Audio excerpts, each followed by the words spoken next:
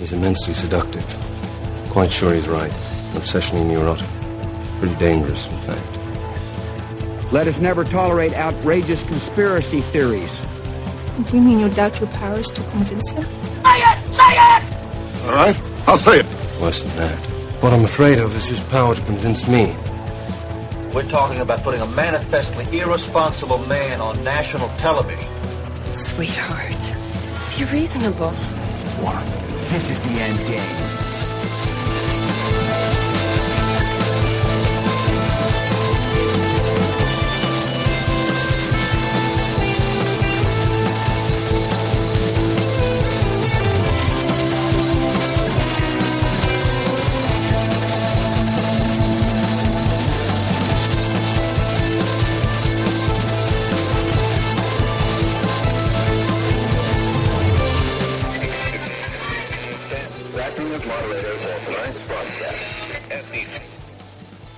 All right, everybody, it is Friday, April 11th, 2025, the 82nd day of the Golden Age. I'm your moderator, Chris Paul. Let's be reasonable. What a week we've had. So many things going on. And today actually feels oddly quiet.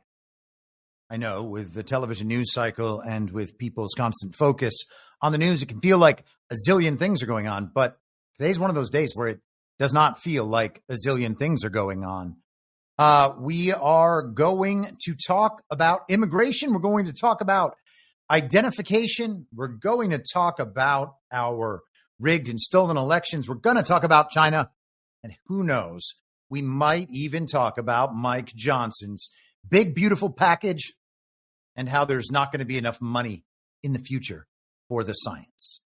And I think that will get us through a good chunk of hopefully signal, hopefully not much noise, unless it's funny noise.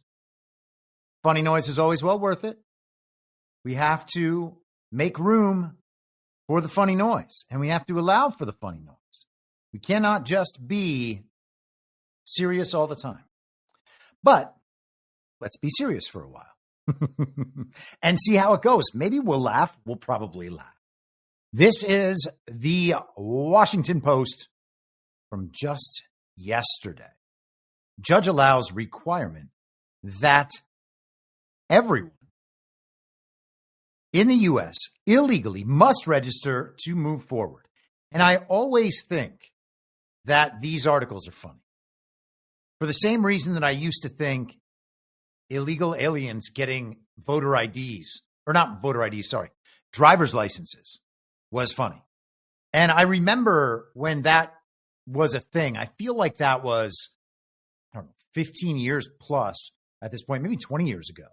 But I distinctly remember talking about this in Los Angeles because, of course, California was always ahead of the curve when it came to things that would subvert the United States of America as a free and sovereign nation. And the only thing I could think when I started thinking about that issue is, well, why don't we just drive buses to the DMV, and when illegal aliens come in to get driver's licenses, instead just put them on the bus and deport them? I thought that seemed totally obvious, but I guess that was not meant to be. So what can you say? I guess it's just a thing now. But let's get into this article. A federal judge on Thursday allowed the Trump administration to move forward with a requirement that everyone in the U.S.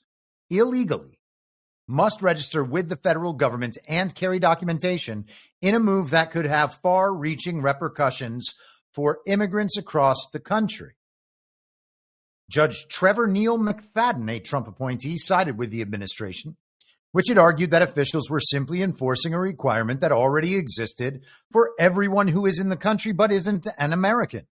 McFadden's ruling didn't go into the substance of the arguments, but rested largely on the technical issue of whether the groups pushing to stop the requirement had standing to pursue their claims, and he ruled there that they didn't. Immediately after, the DHS emphasized in a news release that the deadline to register for those who've already been in the country for 30 days or more is Friday. That's today. And that going forward, the registration requirement would be enforced. Kristi Noem said, President Trump and I have a clear message for those in our country illegally. Leave now. If you leave now, you may have the opportunity to return and enjoy our freedom and live the American dream. The Trump administration will enforce all our immigration laws. We will not pick and choose which laws we will enforce. We must know who is in our country for the safety and security of our homeland and all Americans.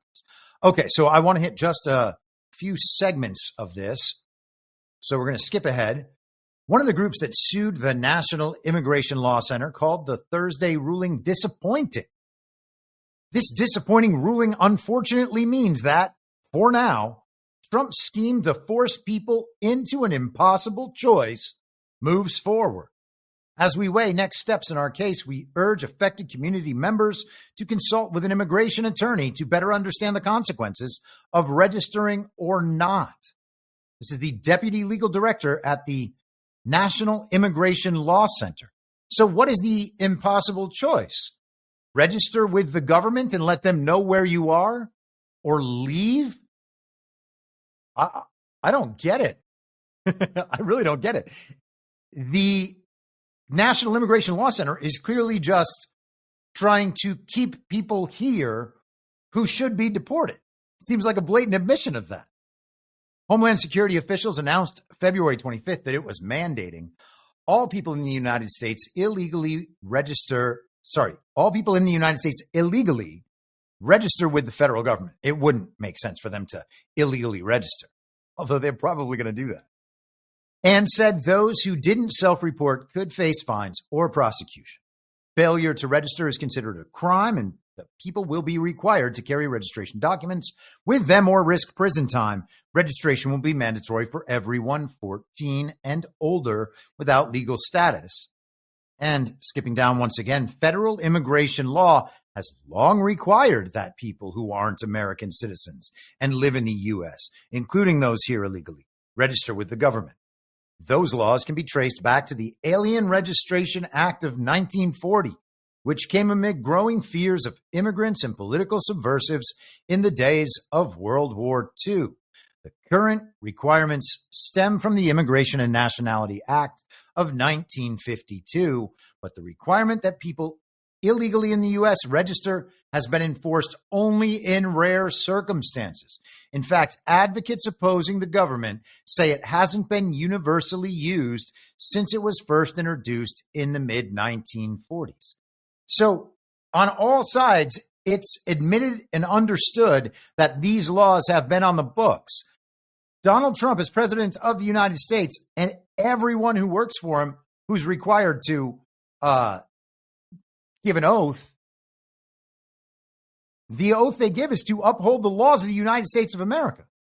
As president, if the laws are put in place and those laws are constitutional, the president has a duty to follow the laws.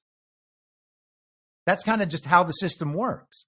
But they never have before. So if he tries to, then we get lawsuits. They argue that the registry puts people who work, contribute to the economy, and have deep family ties in America into a deep bind. Do they come forward, register, and essentially give up their location to a government intent on carrying out mass deportations, or do they stay in the shadows and risk being charged with the crime of not registering? The government has already asked people subject to the registration requirement to create an account on the U.S. Citizenship and Immigration Services website.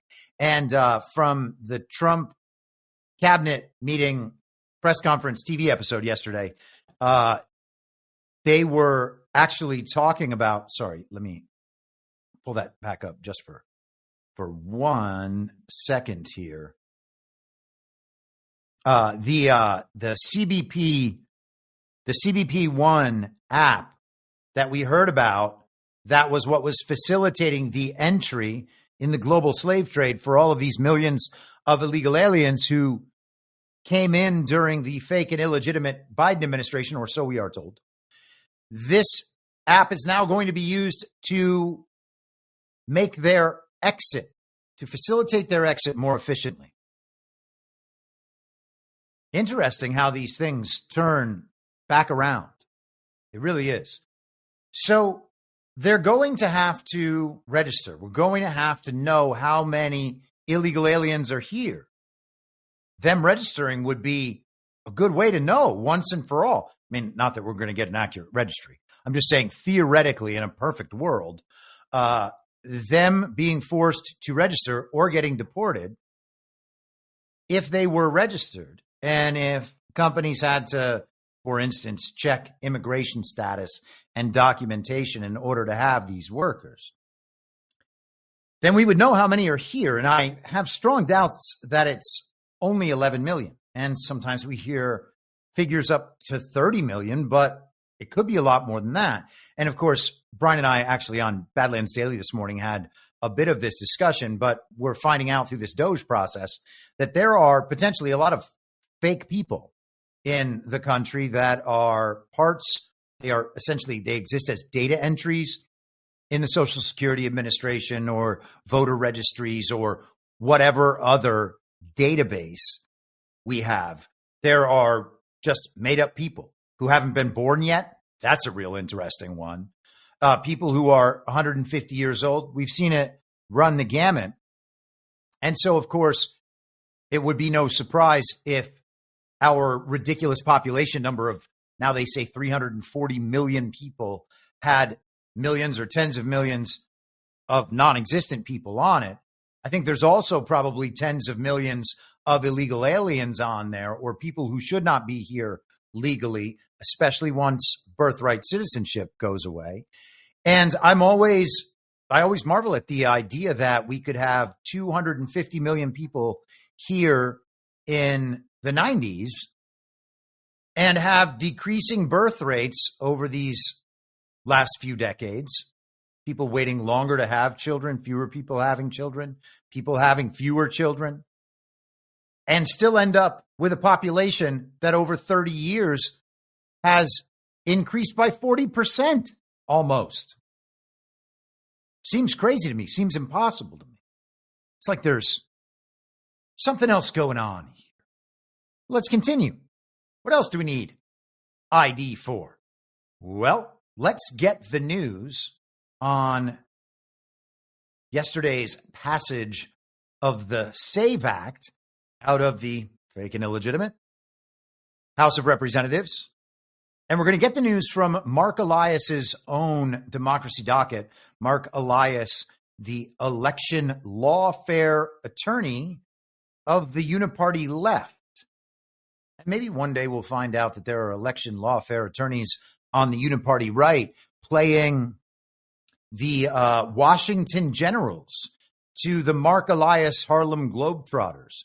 And hopefully we will find these things out, because the election system has been allowed to remain in place for years, for decades, while our elections have been fake, and there hasn't been a lot done about it. But let's move past that. SAVE Act House passes GOP voting bill that could disenfranchise millions. Okay? We're supposed to believe that millions of otherwise real, lawful American voters are going to be unable to vote in elections going forward because of this bill that, by the way, probably won't get signed into law. Very low likelihood it's going to get through the Senate. The House of Representatives voted Thursday. What in the world just happened? There we go. The people on audio are not going to understand that at all. But for all of you watching, you know that my screen just disappeared. We're back now.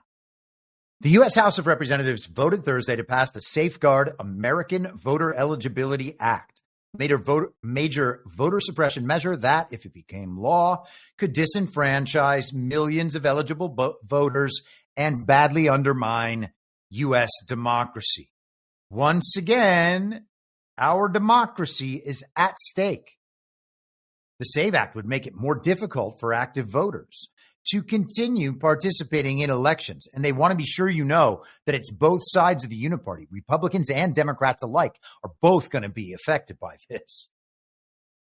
And it would erect unprecedented barriers for new voters hoping to register and participate.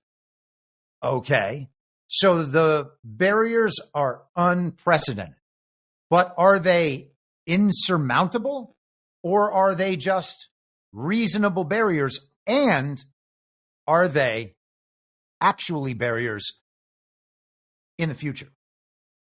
The bill appears to face long odds in the Senate, where it would need 60 votes to overcome an expected Democrat filibuster. Friar Cuck, Jamie Raskin, went off. It's hard to call him Friar Cuck now because he's not bald anymore. He got extra hair added. And hey, man, you stay young, Jamie Raskin. It's just harder to pull that off after you've been Friar Cuck. In a bold new departure for the forces of voter suppression, MAGA's so-called SAVE Act will make it harder for tens of millions of eligible Americans to vote, including tens of millions of people, mostly women, who changed their names after marriage. And we actually had the issue, I think it was called Maidengate in 2020, where there would be, I think it was that there were multiple ballots basically in the maiden name and the married name. I don't remember the exact details of that. I'll look another time. It's not important. Every eligible voter, he says, should be able to access the ballot box free from legislated intimidation, trickery, and harassment. Republicans have pursued the SAVE Act under the guise of preventing non-citizens from voting, which they portray as an existential threat to the American electoral system. In fact, illegal voting by non-citizens and fraud in general is extremely rare. This, according to election lawfare attorney Mark Elias's democracy docket. Now, every time we talk about this issue, and we're going to talk about it broadly today, so it's, I think, important to lay these reminders in there. The claim is presented to the general public as illegal aliens somehow accidentally registering to vote and then going down to a polling place and casting their vote, or requesting a mail-in ballot, voting, and sending that mail-in ballot back in. That is not my concern at all. My concern is that the illegal aliens being added to voter registries when they get their driver's licenses provides this huge bank of names and identities that can be voted, and no one will ever know that the votes came from illegal aliens. It will be impossible to prove that because there's no record. Because the mail-in ballot envelopes, for instance, get separated from the ballots, so you can't trace them and connect them. There are all sorts of those little complications which create loopholes in the system and allow for things like this to happen.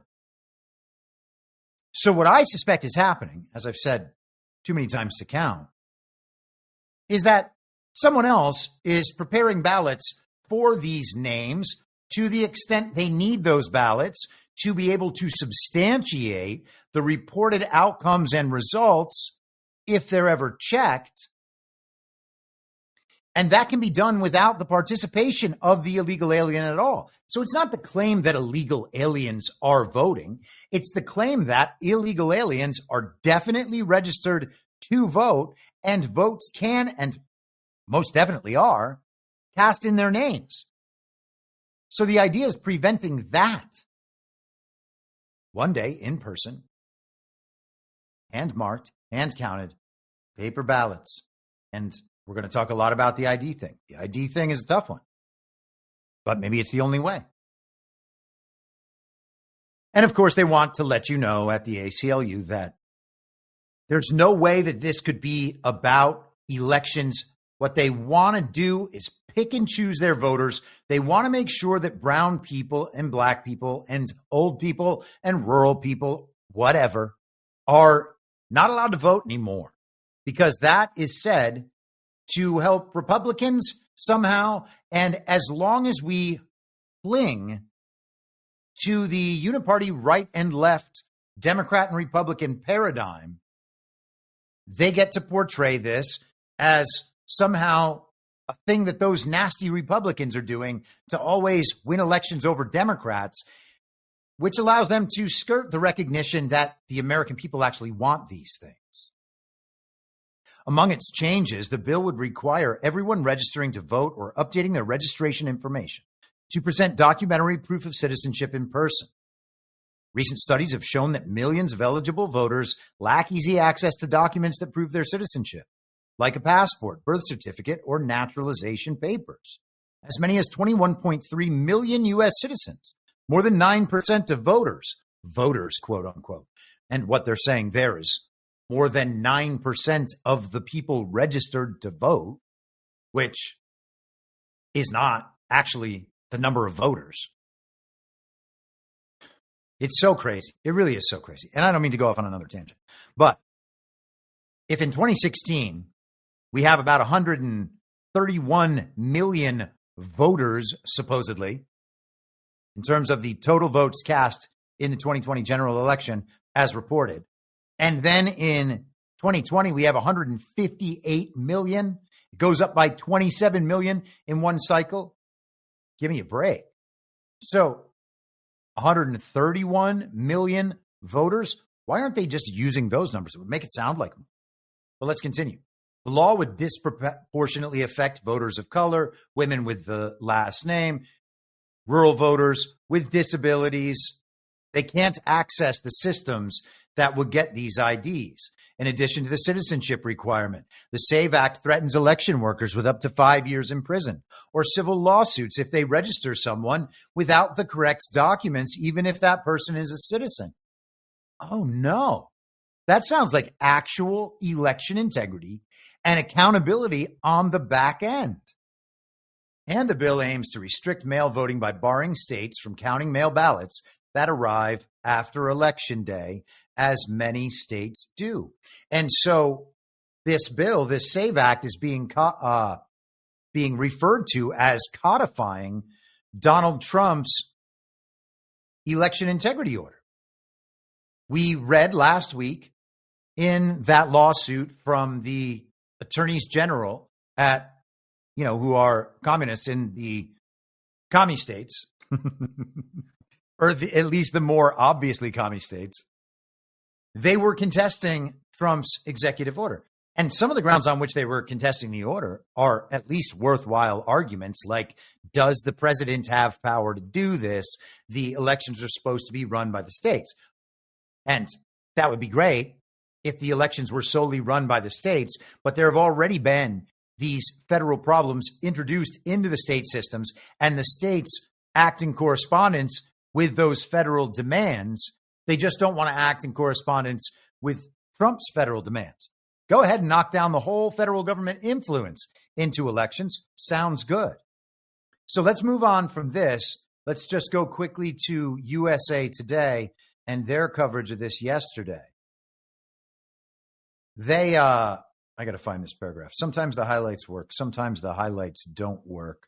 But I know what I am looking for. There we are. What is the SAVE Act? It was first introduced in 2024, failed to pass the Senate at that time, and was reintroduced again last month. And so this is Chip Roy and Mike Lee, two quote-unquote conservatives who were very vocal on Twitter, very based, very red-pilled. In fact, Mike Lee has the based Mike Lee Twitter account. Now, are they good guys? Maybe. Chip Roy does not seem like a good guy. Chip Roy did not object, if memory serves. And, I always hate trying to recall these things. I'm so concerned about being incorrect. I would never want to give you bad information. So let me just look quickly to make sure. I believe that Chip Roy failed to object to the electors in the stolen election of 2020, which I find reprehensible. And then he went ahead and supported Ron DeSantis in the fake primaries, which I also find despicable. Let's just move on from Chip Roy. I'm not finding the, hold on. Actually, I know. I'll just ask the machine. Did Chip Roy object to the certification of electors in 2020? No, Chip Roy did not object. Okay, so there we are. So we got Chip Roy and Mike Lee bringing this thing up. Chip Roy doesn't even object to the certification of Joe Biden's electors, but he is going to be the guy that fixes elections. Does this fix elections? I don't know. It seeks to amend the National Voter Registration Act of 1993 and require Americans seeking to register or re-register to vote to present a real ID compliant ID proving U.S. citizenship. A real ID compliant ID. The typical driver's license or government-issued photo ID cards that don't show birthplace or citizenship on them would need to be presented along with a birth certificate, a naturalization certificate, or adoption decree. Other acceptable forms of real ID include a valid U.S. passport, valid military ID, and forms of tribal identification. It would not allow proof of name change or a marriage certificate as acceptable proof of identity, impacting anyone with birth certificates that don't match their legal names. So real ID. And real ID to vote. I'm not making an argument. The argument might be in favor of real ID in this instance. It is not an overall argument in favor of real ID. I am open to the arguments on both sides of that issue. I see the privacy concerns, and also I'm not sure that the privacy concerns they're definitely valid. But if we have a phone in our pockets and we have a bunch of forms of ID and we're online consistently and we're typing things into our phones and we're typing things into search engines and our little cameras are watching us and they're tracking our biometrics, and the same databases and algorithms that analyze all of that stuff also have access to our location data and to our spending data, then to say carrying around a national ID is going too far based on privacy concerns, I mean, that seems pointless.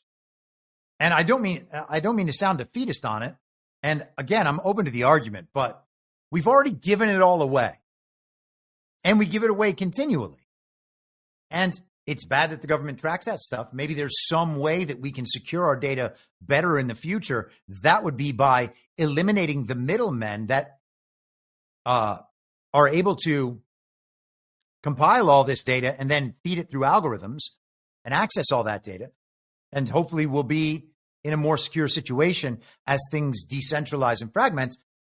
That's what I hope for the future. I don't know that's what we're going to get, but I think it probably is. I think there's a chance we get something along those lines, and I do hope for that. So Kristi Noem in that cabinet meeting yesterday mentioned real ID. And before we get to that, it's important to see what else Kristi Noem did this week. She's been influencing like crazy. Here we are with Marco and Brian today. They're letting me roll with them. We're going to go out and pick up somebody who I think is got charges of human trafficking. We earlier had an op that swept up somebody who was wanted for murder. So appreciate the good work that they do every day, and we appreciate them working to make America safe. That is some serious Instagram influencing done by a serious Instagram influencer, all dressed up, out there just kicking ass and collecting illegal aliens with her weapons of war. I mean, I honestly, people are happy about this because something's being done, or at least we're being shown footage that something is being done in pictures. But all of this is ridiculous as far as I'm concerned. Kristi Noem dodges kicks from migrant suspect as she leads ICE deportation raids in Phoenix. This, according to the New York Post. How about that? Making sure the gun's all set up properly for the photo shoot. Arresting this guy Mask. What's up with that? This guy's got a face. This guy's got this shoe laying back in the car. Maybe he doesn't want his picture taken. I don't know what is happening here. And maybe she's just talking into the car window, checking out this here illegal alien suspect. And there's Corey Lewandowski also doing a ride along with Kristi Noem. Now you have the real serious red imagery. Makes it look like a Nicholas Winding Refn film. And or TV show. What was the Nicholas Winding Refn TV show? I can't remember it. It was called, here we go, give it to me, machine. Too Old to Die Young. That's what that picture looks like, very much. And if you've ever seen that show, you'll be like, yeah, it do be like that, though. And there we have it. Just kick-ass Instagram influencing all over the place, rounding up illegal aliens and taking some photos. Get that lady a makeup line endorsement. Or just have her open her own. She can be the next Kardashian. She can be a MAGA Kardashian. That's what we need. More Kardashians. So here is Kristi Noem yesterday in the cabinet meeting.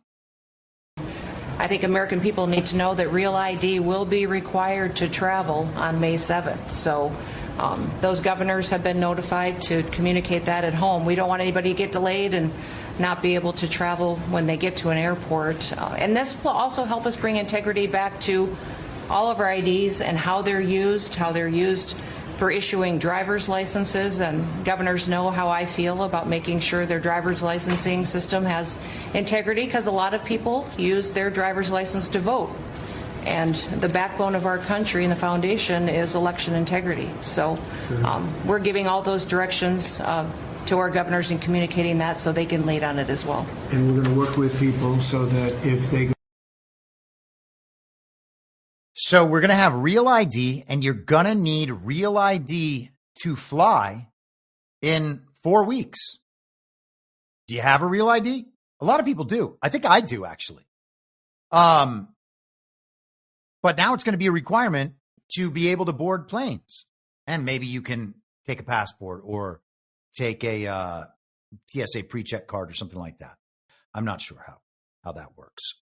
But that is a forcing function to get people to procure a Real ID. Now, is it going to be hard for some people to get a Real ID if they're citizens and live here? Kind of doubt it.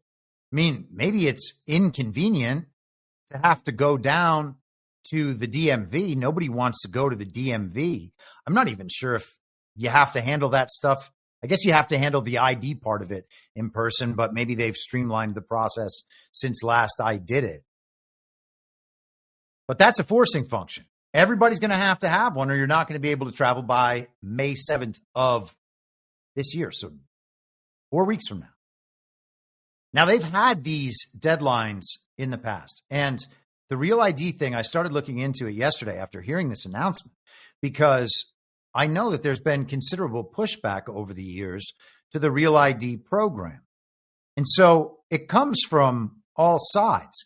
This is from the American Enterprise Institute, which is a neocon think tank. Totally GOP establishment and elite. These are not MAGA people. They're certainly not the sorts of people that are interested in sovereignty issues, let's say. So this is from December of 2022, and I just want to cover this part here. Real ID was not a recommendation of the National Commission on Terrorist Attacks upon the United States, known as the 9/11 Commission. The commission dedicated 3/4 of a page to the question of identity security out of more than 400 substantive pages. The Real ID Act repealed the provisions in the Intelligence Reform and Terrorism Prevention Act of 2004 that Congress had passed responsive to the 9/11 Commission's thinking. The passage of the Real ID Act canceled a negotiated rulemaking process that was enlisting input from state motor vehicle administrators, privacy advocates, and others. Some deny it, but Real ID is emphatically a national ID. It is national in scope, knitting together diverse state systems into a system uniform with respect to its data elements and behind-the-scenes information sharing.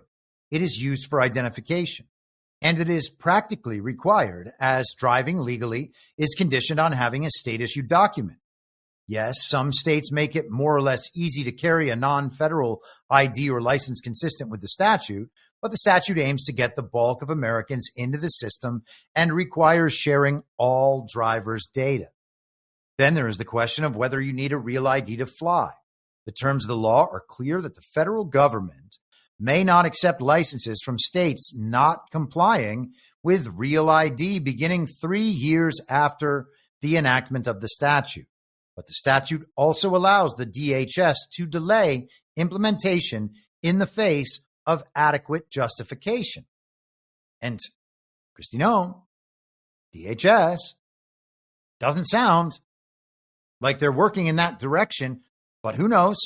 Things can change at a moment's notice. It could change the day before for all we know. And the author opines, the justifications, they have been adequate. Thus, the May 11th, 2008 deadline for Real ID compliance, which would soon mean Real IDs in everyone's hands, has changed again and again and again.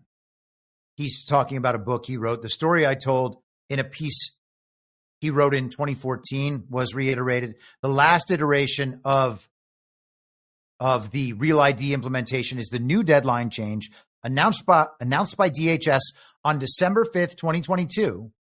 Off the deadline goes to May 7th, 2025, 20 years post-passage, almost to the day.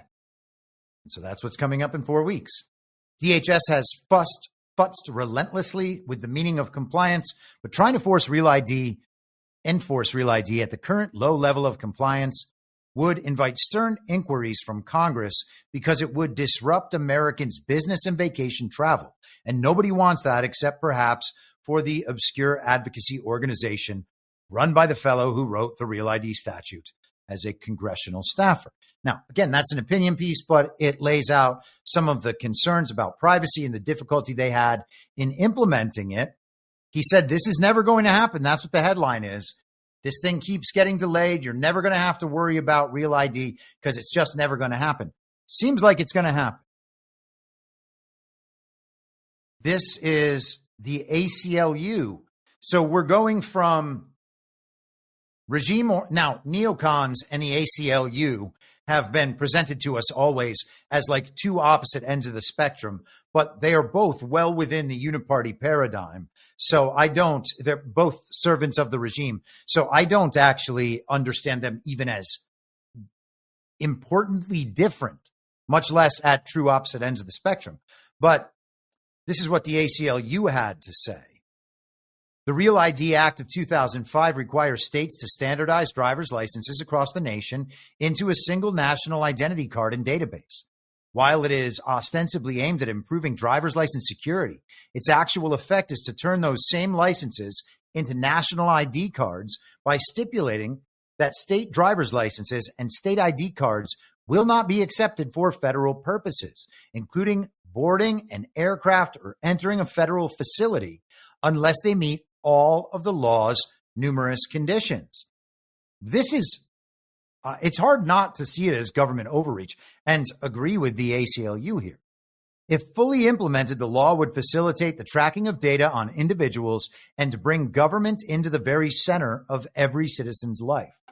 By definitively turning driver's licenses into a form of national identity documents, Real ID would have a tremendously destructive impact on privacy. It would also impose significant administrative burdens and expenses on state governments, and it would mean higher fees, longer lines, repeat visits to the DMV, and bureaucratic nightmares for individuals.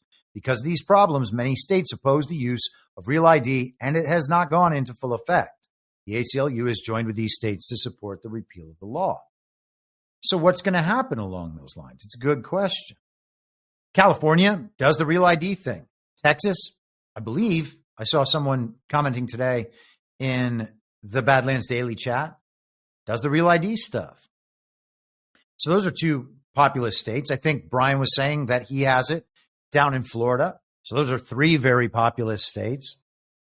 So the barriers to being able to do it, the practical concerns, I think, are probably a little blown out of proportion there. The privacy concerns may not be, but then again, we're giving it all away. We're already giving it all away. Now, from a regime perspective, something like this would essentially operate as a voter ID. And while it's doing that, and I think that this is the key part, and this is maybe one of the things that has them so upset about the SAVE Act as well. And they're always going to try to find another route to explaining what the true intent of their opposition or support is. But if you have to get a real ID in order to travel, in order to vote, etc., and you have to have proof of citizenship to be able to get a real ID in various forms, and it's very hard to fake that verification process. And there are penalties for anybody who tries to sidestep that verification process. Well, do you really need voter registries? If you had proof of where you lived, they have a record of your address in the States. I don't know how it was for all of you, but when I used to go vote, there would just be my name and address in a book on a sheet of paper, and I would sign, yes, that's me, and then I would go do my hand-marked paper ballot. Do we need voter registry and voter registrations if we have real ID? And if we don't, and I don't think that we would, then A, why is Scott Pressler focused all the time on compiling voter registrations?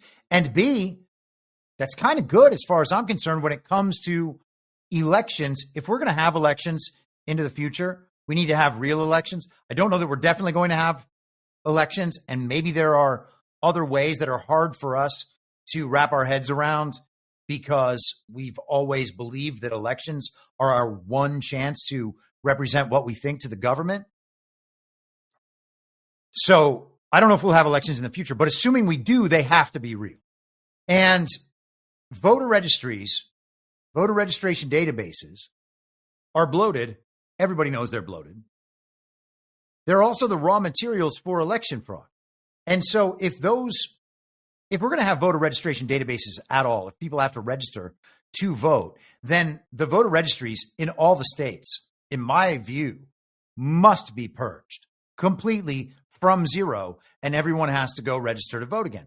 And if that means that they need to delay elections, delay elections. I don't think you'd have to delay any important ones. It shouldn't take that long for people to be able to go and register to vote if they care about voting. And I know that that's a little difficult for people who are medically confined or too old to go do that, but still want to. I know that there would probably be some problems along the way, and we can hopefully attempt to figure out ways to alleviate that. But no matter what, you got to get rid of these voter registrations, these databases, because they are so bloated. And there are so many ineligible voters and dead voters and voters who have moved. And the fact that they're telling us that dead people don't vote and illegal aliens don't vote, well, that's proof that the voter registries are being used and abused in the ways we were describing earlier. So you got to get rid of all the names in there, and maybe requiring a real ID in effect accomplishes that purpose. If you don't need the voter registrations anymore, if you can just show a real ID and that's your voter ID, and that means you're definitely a citizen, maybe that problem is solved. Now, solving that problem is not enough to make our elections real and legitimate, that alone, but that's a nice step. That's one of the things that definitely would have to be done. So I don't know, man. That's a tough one. And I know that probably a lot of you who are concerned about privacy issues will not be thrilled about that argument, and I get it. I'm not thrilled about it either. I'm just wondering how do we fix some of these problems if we are attached to having elections? A couple Rumble rants in the chat. We'll just pause for a second here. Karamaga, $5, 40 million. And I think that I have to assume that she is giving an estimation of the number of illegal aliens in the country. I would suspect that's what she's talking about. And Polymathanon, $10, says APL is always a funny break.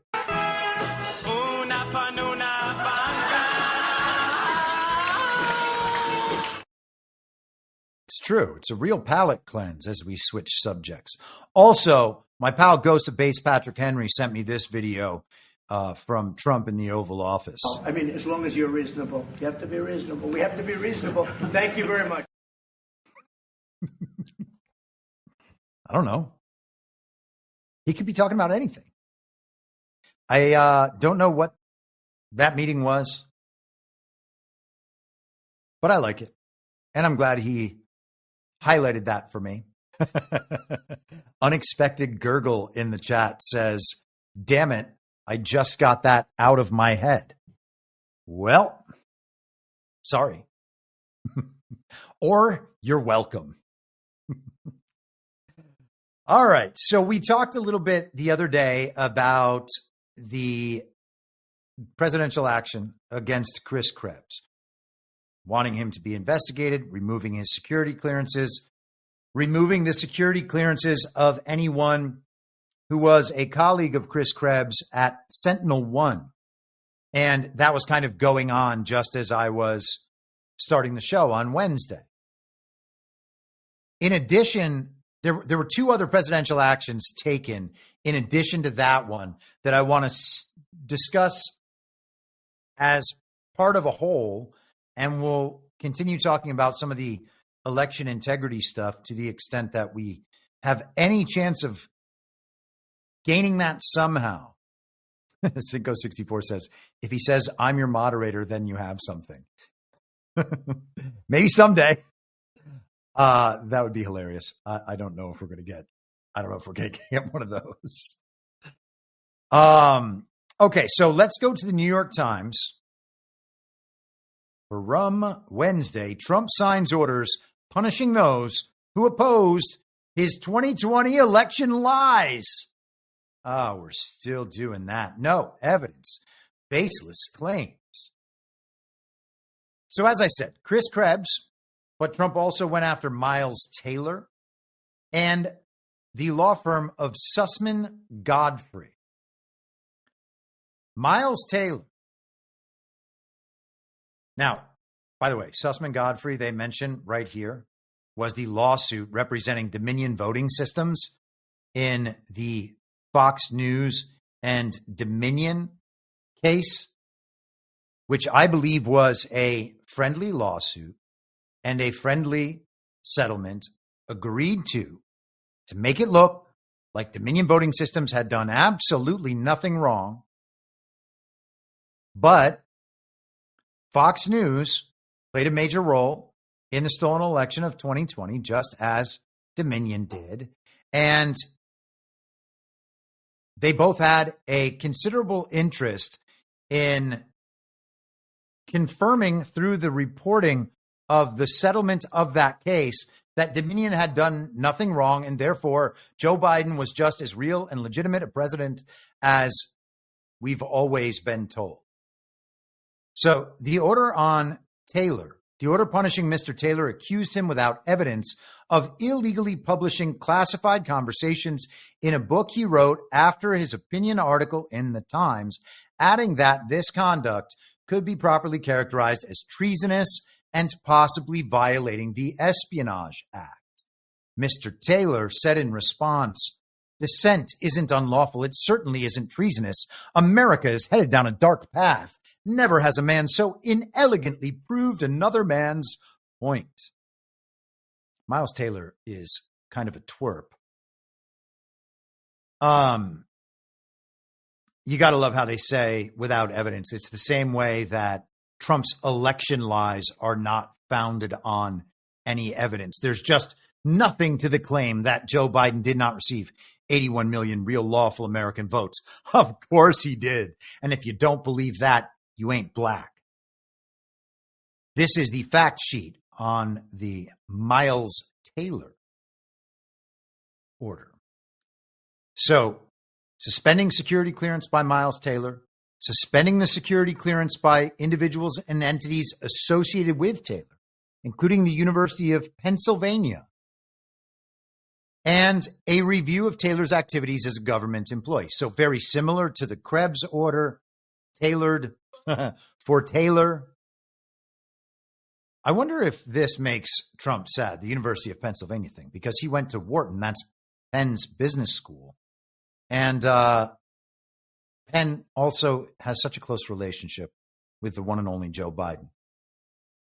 The order says, or the fact sheet, says, President Trump is committed to ending the weaponization of government and believes that those who engage in such conduct should not have access to our nation's secrets.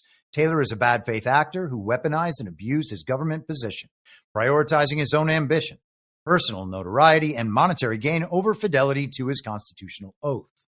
While serving, that's pretty direct, by the way. The president is accusing him of treason, and his argument is, it's just dissent.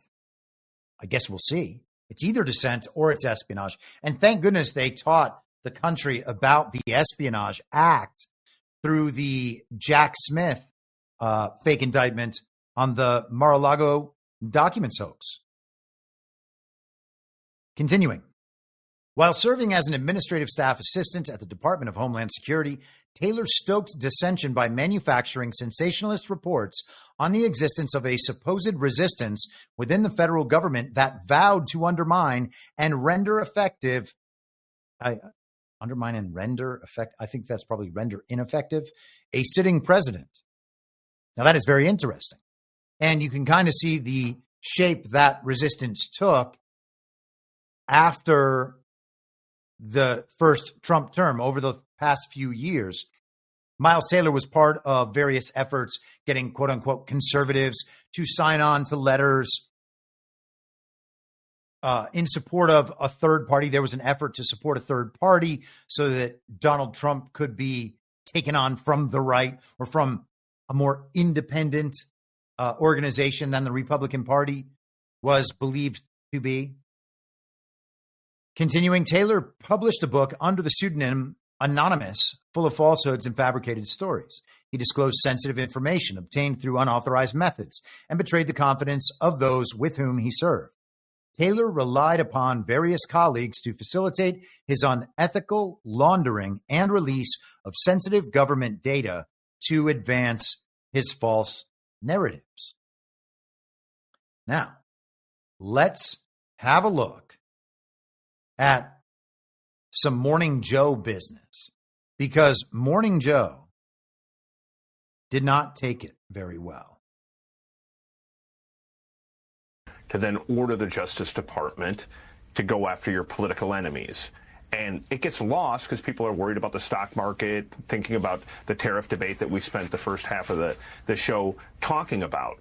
Remember, this isn't isolated either. The day that the president did the tariffs, Laura Loomer went into the White House and convinced the president to fire some of the most accomplished people on the National Security Council. And that didn't get that much coverage. And yet you're talking about people with vast expertise in cybersecurity, which is arguably the biggest vulnerability as a country that we have, that requires extreme expertise. And so those two things just show that he continues to go after people that he considers his political enemies just because they don't share his ideology, putting that on top of a competence and just the type of people you need in government. It's very hard to get the American people to pay attention to it because there's so much that's being hit with them. But it's good that you guys did the segment. It's good that people are paying attention to it because you're setting a precedent that you hope others won't follow, but others could, and it has real ramifications. David, thinking about Krebs and Taylor, but Krebs in particular, his criticisms, if you can even call them criticisms, they were just presentation of facts, were neither political nor personal about Donald Trump. He just came out and said, my job was to look at the security of the elections in 2020. They were secure. There was not widespread fraud. The voting machines were not tampered with. So what would be theoretically the charge here from the Justice Department? I don't know. And the point could be simply the criminal investigation and intimidating people who oppose the president. And I just want to back up on what Julie was talking about earlier. This is all about the concentration of power, incredible power in the presidency. Are the courts going to challenge the president and he's deporting these people on his own? Will Congress, counter the president as he takes these sweeping actions? Again, it's a basic principle of American democracy. As a journalist, I want 3 strong branches of governments that compete with each other. I want transparency. I want them all to leak to me. But that is what we are seeing here, is unprecedented concentration of power in the president, and Trump is using it. And even if there isn't being a charge, it's legal fees, it's bogging down, it's intimidation. When people warned, Joe, if President Trump, when he took office and promised this campaign of retribution, this is exactly what they were warning about, whether it be people who used to work for him, political foes, journalists, activists, whatever it might be. We're seeing it play out right here. So when the Trump administration, the first Trump administration, and anyone who could be deemed to be some way involved with the very violent insurrection, anyone who pursued claims of election fraud, etc., whenever any of those people were being investigated, that was necessary because they were all criminals. And we knew that because news reports from the mainstream media continued telling us they were criminals. That was all justified and necessary in order to maintain the rule of law in this country and make sure that we don't have 2 systems of justice, a 2-tiered system of justice. But now the investigations are just for intimidation's sake, so that Trump can coalesce power, bringing it all to himself inside the executive branch. That's what they would have us believe. Well, that's bonkers. Is his power constitutional? Yes. So that power's already vested in the president. He's just choosing to use it in ways they don't like. And so they have to make it sound like Donald Trump, the man, the only politician in the country with an obvious and overwhelming mandate. That's the guy staging the coup against our democracy. It's mind-blowing. But hey, what do you expect from these people? Let's check out Rachel Maddow. It seems like they're just a little bit worried about the whole Krebs thing. And, they were referencing their Timothy Hoff from Cybercom and the NSA. And we're being told this is a threat to our national security because these people were such experts. And you know how complicated cybersecurity is. And I'm sure, by the way, it's very complicated. But it doesn't mean that there's only one guy that can do it. And we had the absolute best, most loyal, most faithful servant of the United States of America that anyone has ever seen. And Trump went ahead and got rid of that guy and replaced him with Chuck from down at the donut shop. What are these people ever talking about? Everything Trump does is the most dangerous thing. Hey, you know what's dangerous? Telling the country that Joe Biden received 81 million real lawful American votes, and all of the people embedded in the national security infrastructure and the DHS infrastructure actually agree with that statement. And they're the experts, and we have to trust them. And anything that conflicts with their claims, those are baseless claims with no evidence. The experts, they have the evidence. That's why they're saying these things. And we don't get to see their evidence, of course, because that's proprietary national security information. So for whatever reason, they're really worried about this stuff. Here is everyone's favorite, Rachel Maddow. Going to be the response. If we've still got the antibodies to defend ourselves as a democracy, if our civil society is still working, if our legal profession is still on the job, what we ought to see here in response to this in response to what will be not just these two guys being targeted. It'll be a dozen, it'll be 100, it'll be 1,000 of these if Trump likes how this one goes and he isn't stopped from doing it. What we ought to see here, if our democracy... Wait a second, Rachel. A dozen, 100, 1,000? How many traitors are there? Sounds like you know. Democracy is still kicking. What we ought to see here is a battalion of the highest end lawyers in the country flooding in to provide Chris Krebs and Miles Taylor with free legal representation. But we're not finding that. We're not finding that. And with the kind of no-holds-barred, super aggressive legal fight that Judge Ludig is describing today. Are we going to see it? As the biggest, poshest, most powerful law firms in the country, even tonight, continue to suck up to Trump and promise to do him favors in exchange for him no longer criticizing them or threatening them? Do we still have the juice as a country? Are we still kicking? Legal... You can't talk about the juice, Rachel. Profession, you still there? Are all the pretty words America's most prominent lawyers are famous for about the rule of law and no fear or favor, are all those just pretty words? Or are we going to see them show up? Because time's up. It is now. Everything you were supposedly preparing for, it's here. Oh, no. Their army of lawyers that was meant to protect all of these people. It's falling apart right before our eyes. We're going to get to that in just a second. But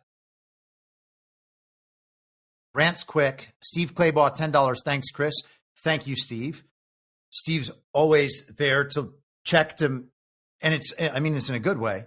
He checks my takes relative to a very sovereign orientation of constitutional understanding, a very original intent orientation to constitutional understanding. And I appreciate that very, very much because I think that, first of all, I'm in a learning process when it comes to that. So it's very helpful. But I also think that we should hew toward that viewpoint and mindset, even if we think there are practical concerns that suggest another one. The practical concerns are arguments that we could have about potentially changing the Constitution in certain ways according to constitutional processes, but they're not reasons to intentionally misinterpret the Constitution in a way that supports or it handles in some sense our practical concerns.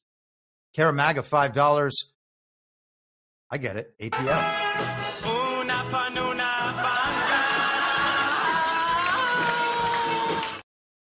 And it's okay to have a palate cleanse after Morning Joe and after Rachel Maddow. I think that that's called for. Starborn gifted 5 subscriptions. Thank you. Mary G. Rumbles, $10. Great show as always. Thanks, Chris. Thank you very much. And we shall continue. Let's go to Liz Harrington, former Trump spokeswoman. Is it okay to say woman? Person? She's talking about Chris Krebs on Truth Social.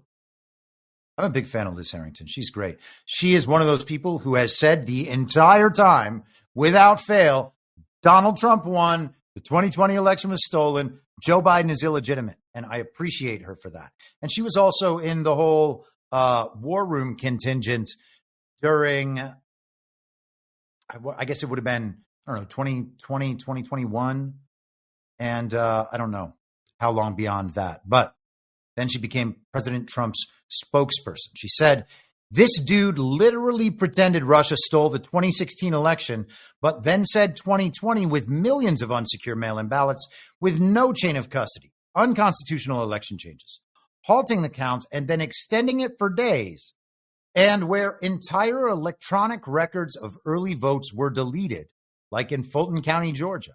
Among many other things, was the most secure election in history. And then she said, GTF out of here. I think that's what that means. Usually it's just GTFO, but she went with an extra O.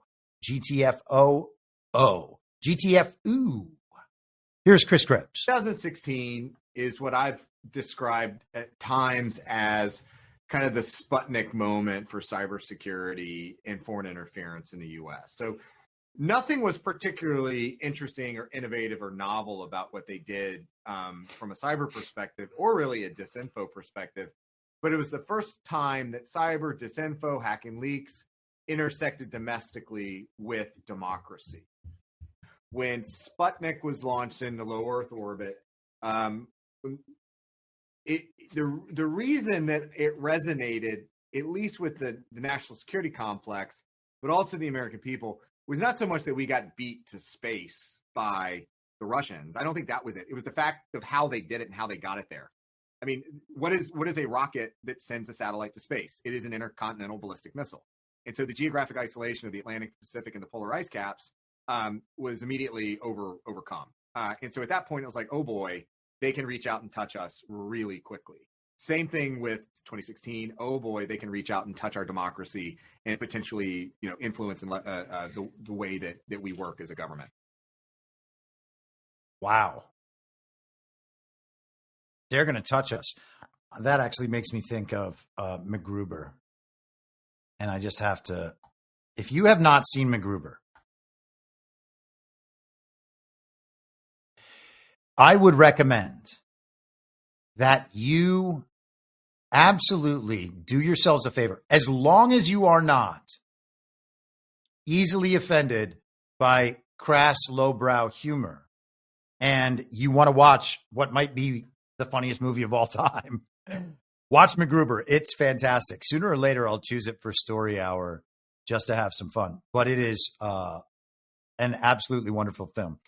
So Chris Krebs, like so many others, believed in election interference, except in 2020. It was incredible, and it remains incredible how often we are accused of only questioning elections when our candidate loses. Because that's them. That's them. That's what they do. I question elections all the time because elections are fake. They're obviously rigged and stolen. And when the TV announces that our favored candidate, Donald Trump in particular, has won, the election's still fake.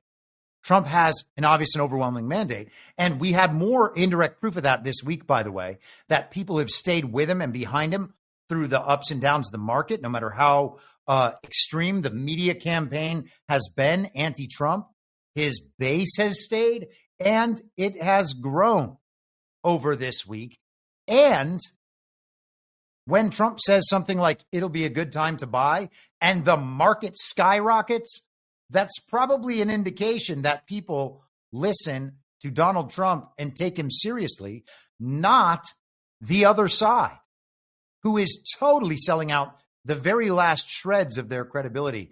And I won't go through it now, but Brian and I this morning on Badlands Daily, he found this clip from the man we just saw in that Morning Joe clip, Jim Vandehei from Axios, talking about how people had abandoned the media for a series of good reasons. And then, of course, he presents himself and his host, Barry Weiss, or whoever at the Mark Andreessen-sponsored Free Press that Barry Weiss runs. They were, of course, above that. They're the good journalists who care about objectivity. You can't tell where they're coming from politically, of course.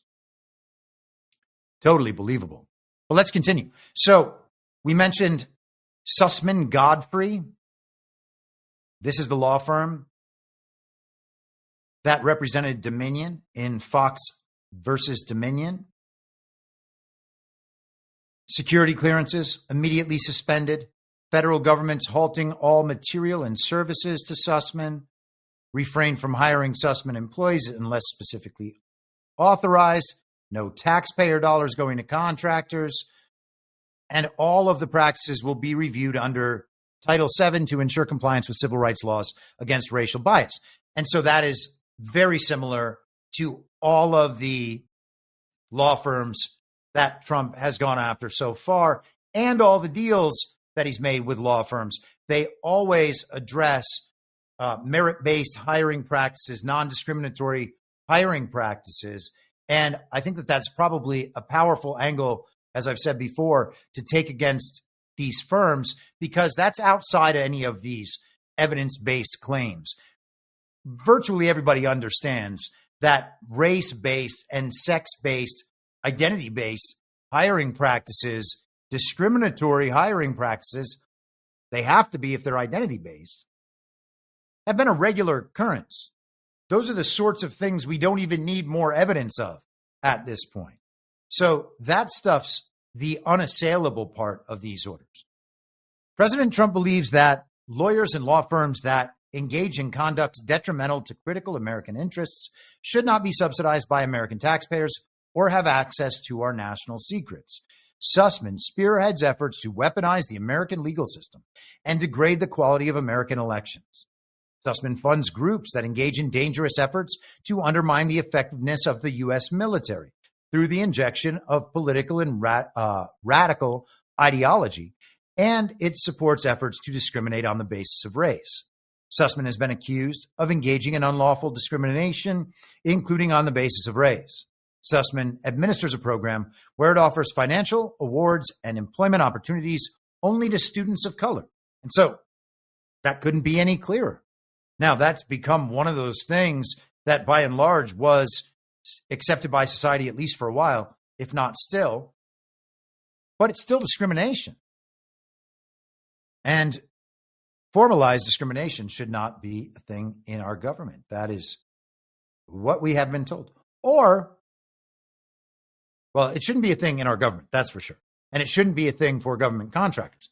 But for private organizations, if they want to hire, like if a magazine that produces content about Black America, for Black America, that's their target market, and they want to hire all Black people, go ahead.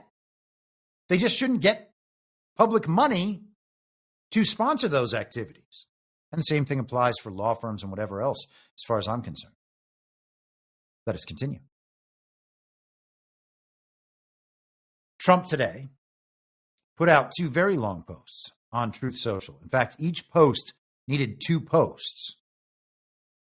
This was the first, and we're not going to go through this all the way, but he has come to more agreements with law firms. This one addresses Kirkland and Ellis, Allen, Overy, Shearman, Sterling, Simpson, Thatcher, and Bartlett, and Latham and Watkins. These are the law firms he's talking about here. These 4 law firms provide an aggregate total of at least $500 million in pro bono and other legal services. So $125 million each in pro bono legal services for people, organizations, and interests that were underrepresented before. And he includes here assisting veterans and other public servants, including among others, members of the military, Gold Star families, law enforcement, and first responders, ensuring fairness in our justice system and combating anti-Semitism. Always combating anti-Semitism. Hopefully they'll defeat it soon. It's going to work. Oh, man, it's just like when the Black Square defeated racism in June of 2020. Here is Trump's other post along these lines. Very, very similar in terms of the agreement reached. This is for Cadwallader, Wickersham, and Taft. I hope I'm saying that correctly. $100 million in pro bono legal services. And to the same sorts of interests, making sure that they will not discriminate due to politics, making sure that they're not discriminating due to identity concerns. And he went on. So we have 2 models. We have the law firms of the people involved in the Get Trump effort, those law firms defending Dominion and other companies like that. And then we have this series of agreements. And a lot of the companies that he's making these agreements with, at least some of the ones that were listed today, as I looked through them, you could see that they were clearly less aligned for the most part with those sorts of agendas in the past. But it's good that Trump is now, I guess, making the case. The interesting part, which I can't possibly know all of, except when the firms are doing really bad things, is what the leverage would be.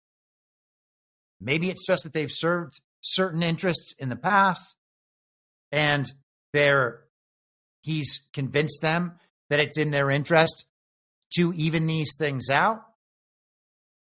It's possible that through the litigations against some of the firms or some of the individuals at firms that don't make agreements with the Trump administration, those firms might just lose their business. They might lose everything.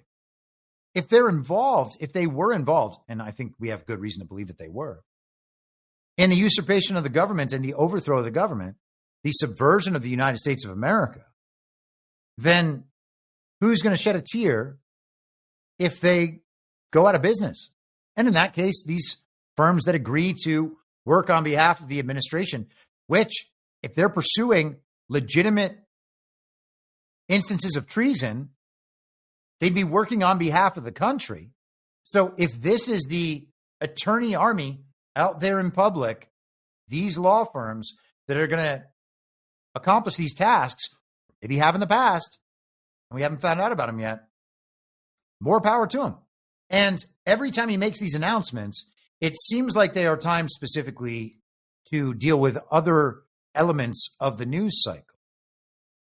So while Trump was signing these orders the other day in his office, there was a very unusual attendee of one of these impromptu Trump press conferences, Governor of Michigan, Gretch Whitmer. This is Fox News' coverage, and they have Donald Trump and his remarks. We're honored to have Gretch Whitmer from Michigan, great state of Michigan, and she's really done an excellent job. And a very good person, and we're working on the Selfridge, as you know, the air base. We're trying to get the air base open, keep it open. I think, Gretchen, if you're there, and Matt Hall, the Speaker of the House of Michigan, and he's been fantastic as the Speaker. I appreciate it. We won the state, Matt, and you helped me a lot. I did, and you made me Speaker. So I did. That's good too. And Gretchen, I think everybody knows. So we're working on that very hard, and I think we'll come home with a winner for Michigan. Okay. I just spoke with the Secretary of Defense. Sometimes we call him the Secretary of War. It used to be called the Secretary of War. They changed it when we became a little bit politically correct. But I think we're in great shape.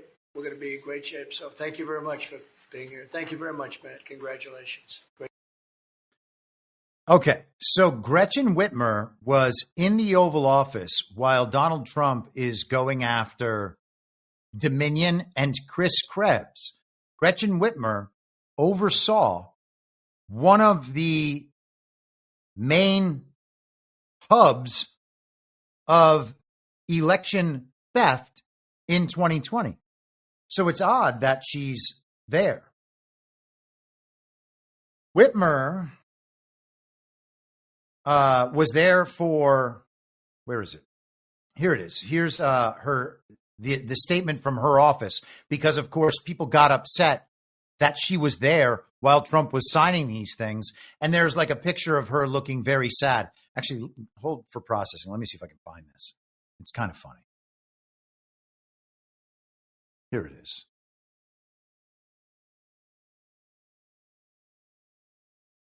Here is Big Gretch, as they tried to market her. I guess that was supposed to make her sound powerful or something. Doesn't look too happy there. She's in front of the door, just kind of head down, standing by herself. Now, you know, a still picture is not always the best way to judge what someone's overall attitude at an event was, but they did catch her in a funny moment. So back to that Fox News article. This is the statement from Whitmer's office. At the White House today, Governor Whitmer had a meeting with Speaker Hall and President Trump to discuss the northern Michigan ice storm, investing in Michigan's defense assets like Selfridge Air National Guard Base, tariffs, and the importance of creating good-paying American jobs and bringing back critical supply chains and keeping our Great Lakes clean and safe. Governor Whitmer thanks President Trump for his acknowledgments on protecting the Great Lakes from invasive carp, his work on Selfridge, and his openness to our request for help in northern Michigan. This morning, the governor delivered a speech in Washington, D.C. about the devastating effects tariffs were having on Michiganders, from companies increasing prices and laying off workers to retirement accounts being wiped out. This afternoon, the 90-day pause was announced, and that is a step in the right direction and blah, blah. So Gretchen Whitmer, in the Oval Office, I don't know if you remember, but John Poulos, who I believe was the CEO of Dominion at the time.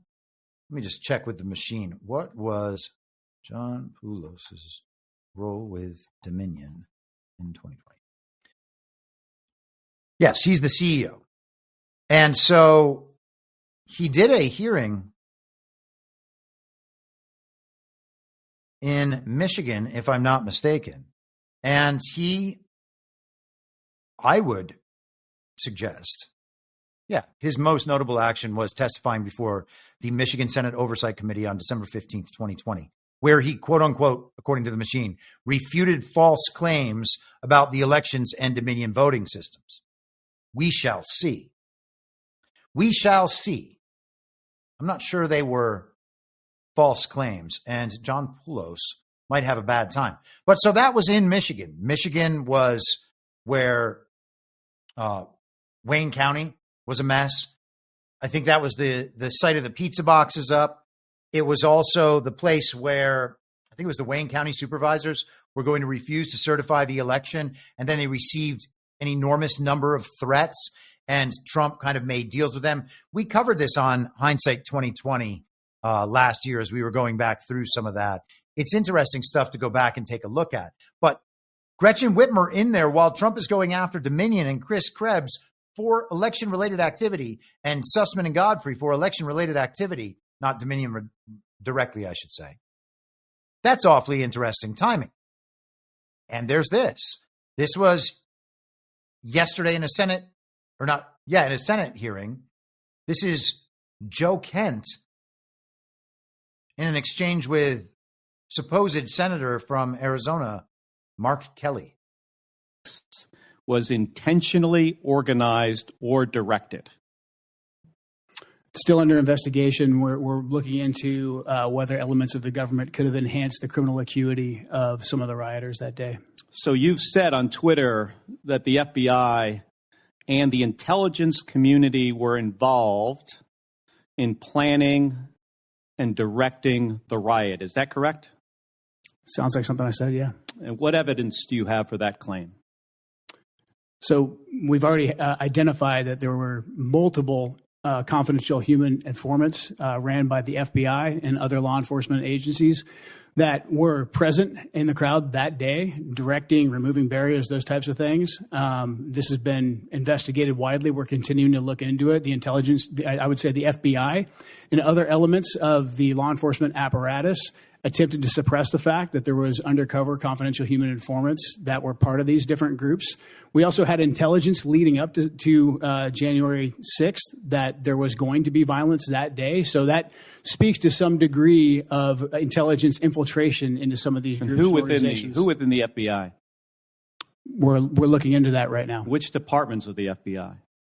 Probably the Washington field office. So you believe the Washington field office was involved in the planning of the violence in the building next door on January 6th?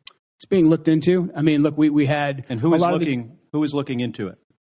We are in the intelligence community. Yeah, we're looking into it right now. And do you believe that the IC conducts actions of this nature against Americans? Does the IC, both the FBI and other law enforcement agencies, entrapping individuals? if you look at who was running the Washington field office during January 6th, it was Stephen D'Antuono. He was also running the field office in Michigan, where many of the defendants were let go after they were accused of attempting to kidnap the governor, because the vast majority of them were undercover FBI confidential informants. So unfortunately, this behavior does happen by members of law enforcement and the intelligence community, and it's incumbent upon us to make sure that we are transparent with the American people. Mr. Kent, would you be willing to share this evidence of this investigation with this committee? I look forward to it, Senator. All right.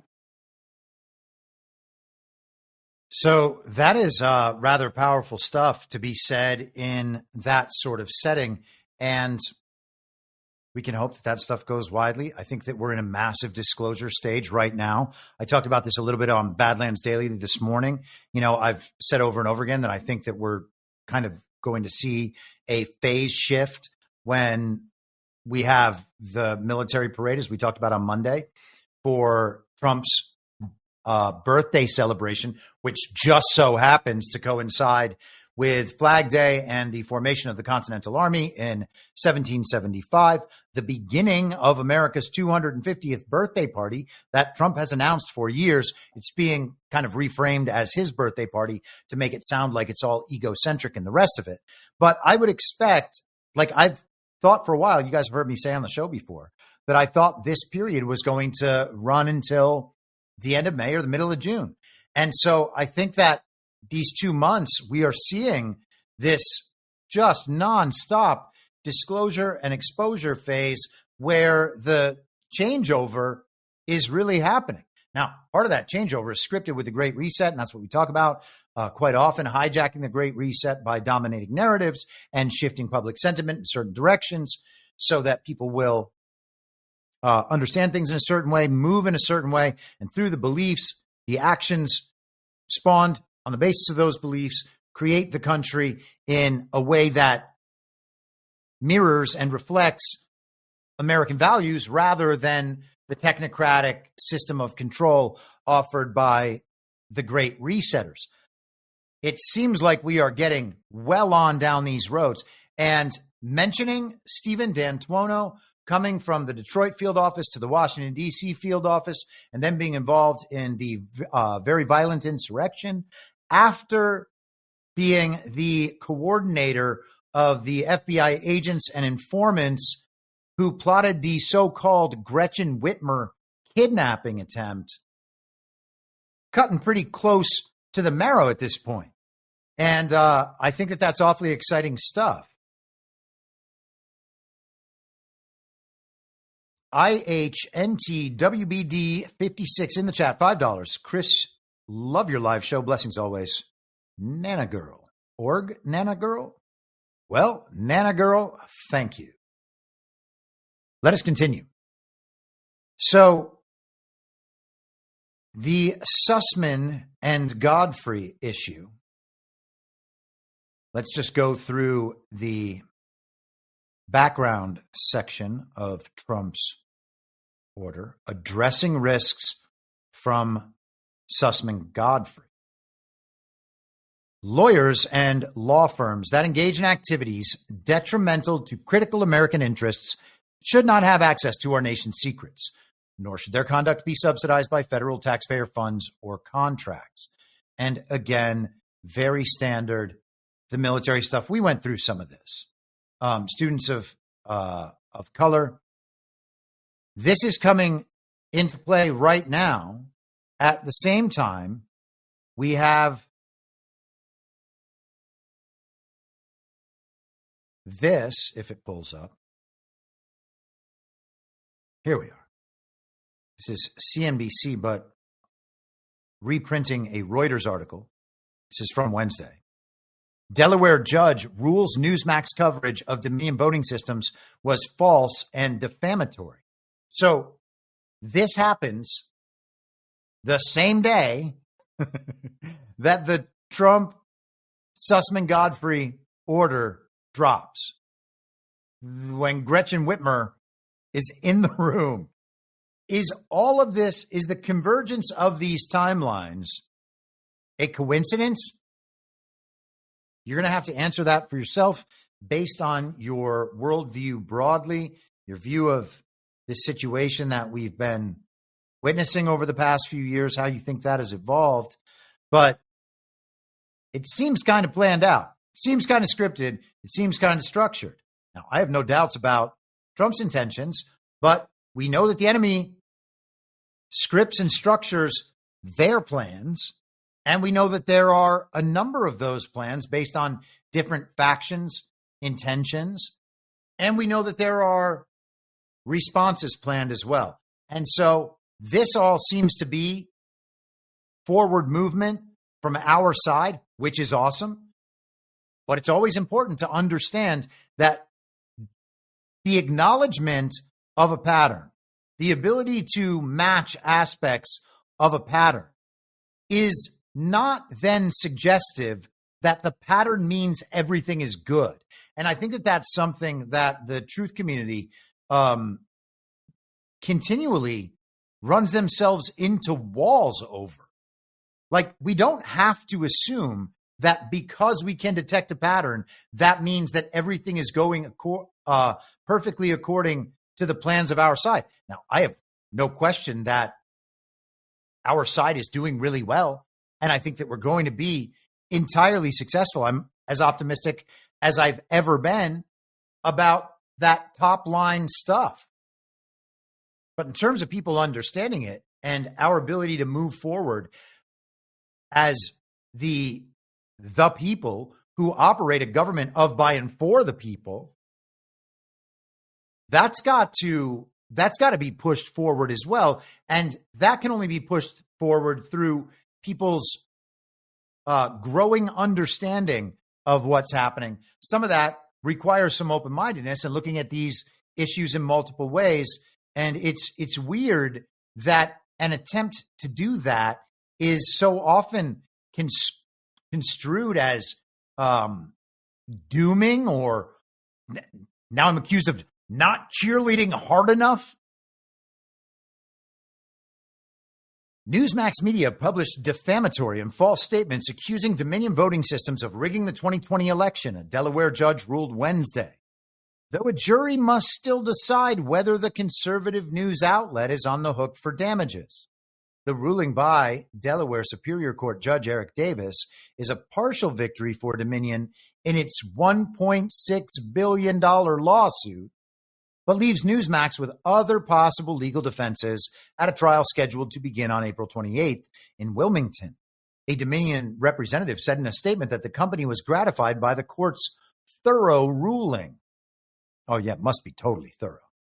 A Newsmax representative said in a statement that the outlet covered both sides of the 2020 election fairly and called the case a threat to free speech and the free press. Shares of Newsmax were down more than 10% in late Wednesday trading, while broader stock indexes were posting their biggest rally in years, blah, blah, blah. Denver-based Dominion sued Newsmax in 2021 for broadcasting false claims that Dominion machines stole the election from President Trump, who was defeated by the fake President Joe Biden, supposedly. Trump spent weeks after the vote, blah, blah, blah, blah, blah. Hold on. Where was the part that Davis said that Newsmax's statements that Dominion aided in election fraud, manipulated votes using an algorithm, was linked to Venezuela, paid kickbacks to government officials, and was tied to voting irregularities in Dallas were false and amounted to defamation. Dominion must still prove at trial that Newsmax either knew the statements were false or acted with reckless disregard for the truth, a legal standard known as actual malice. I am very interested to see how this goes at the end of the month. So it's starting April 28th. And it might just be on whether or not they're able to prove actual malice and lock down a defamation claim. But we might get some of the factual claims, and potentially maybe some of those will be rehashed. You have to wonder if the evidence from Curling v. Raffensperger, despite the case's dismissal last week, could be entered because, again, J. Alex Halderman, the country's foremost expert on the cybersecurity of election systems, has had it in evidence in that case for years and years now that the machines cannot be depended on to reliably produce a result that reflects the will and intent of the voters. That was in the Fox Dominion suit as well. And that's in Dominion's own discovery documents, which is why I believe that was a friendly settlement. And I think understanding that, then we can begin to reflect on some of these decisions in different ways.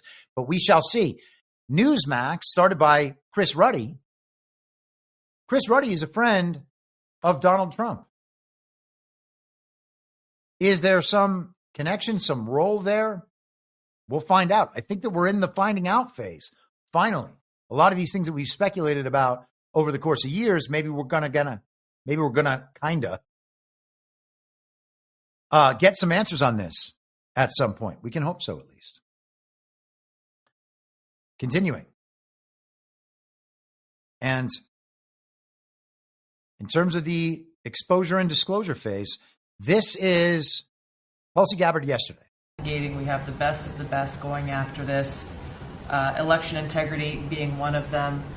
We have evidence of how these electronic voting systems have been vulnerable to hackers for a very long time and vulnerable to exploitation to manipulate the results of the votes being cast, which further drives forward your mandate to bring about paper ballots across the country so that voters can have faith in the integrity of our elections. So is that a big deal? That's the question. I responded to that yesterday, and people got mad because they're too retarded to understand what I'm saying. Those claims don't become true when one of the TV characters says it on TV. Will that claim go more viral than all of the claims that have been made in the past? Will that claim trigger something in the normie sphere that was not there before? Or is that just additional narrative momentum in a direction? I'm not mad that she made the claim.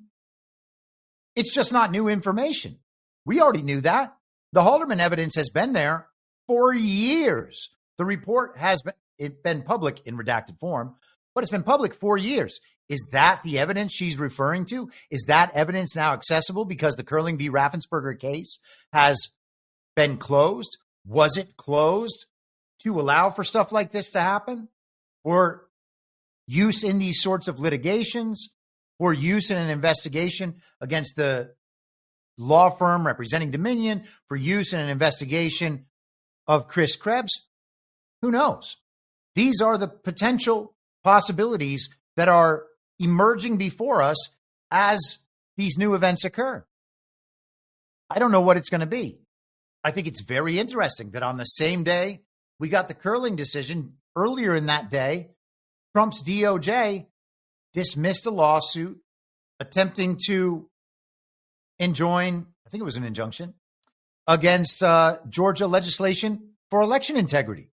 I think all of these things are part of the same whole. And let's go back to Liz Harrington for just a second. This is her again on Truth Social from this morning. What Tulsi Gabbard announced at the cabinet meeting about the voting machines yesterday was a game changer. Go public, expose the fraud, get accountability, and get real elections. 100%. That the ball is rolling forward. That Donald Trump is actually making sure this gets done, and sooner rather than later, because of course the midterms hinges on this, right? Cleaning this up. His ability to implement his agenda depends on cleaning this up, and really his legacy depends on cleaning this up. I know that Tulsi Gabbard and her team were briefed recently, I won't give exactly when, on some evidence of that is very damning for the voting machines, and I was told that her and her team were blown away. And I feel like you could see that, you could sense that in what she said in the cabinet meeting there, Liz. Right. And this is exactly what I've been hoping and praying for, that all you need to do is just expose how corrupt this is. It's just one area. I mean, the machines is a huge part of it. Just put it out there, and then you have a mandate to get the change that the American people want, that the American people vote for, that they absolutely need.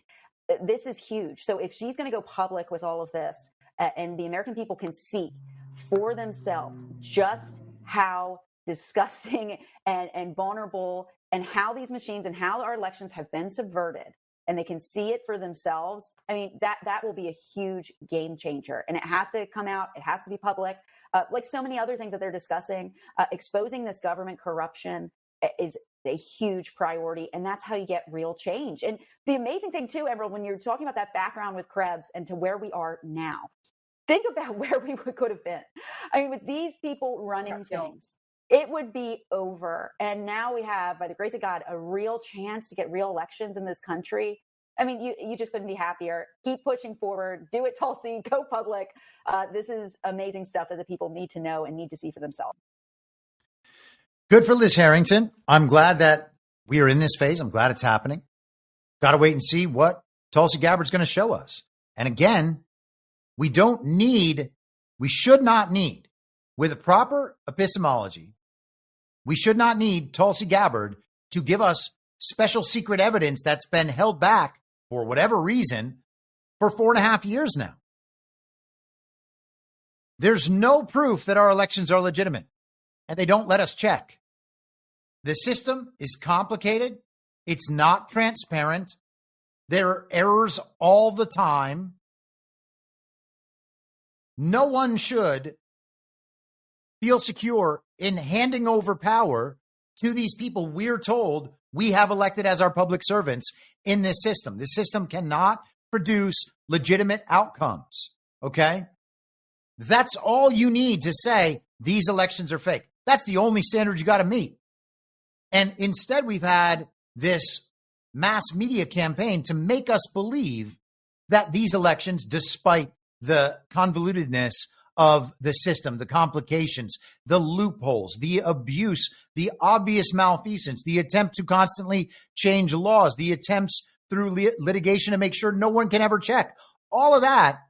And we're still supposed to just believe that the elections are free and fair, safe and secure, and accurately reflect the will and intent of the voters.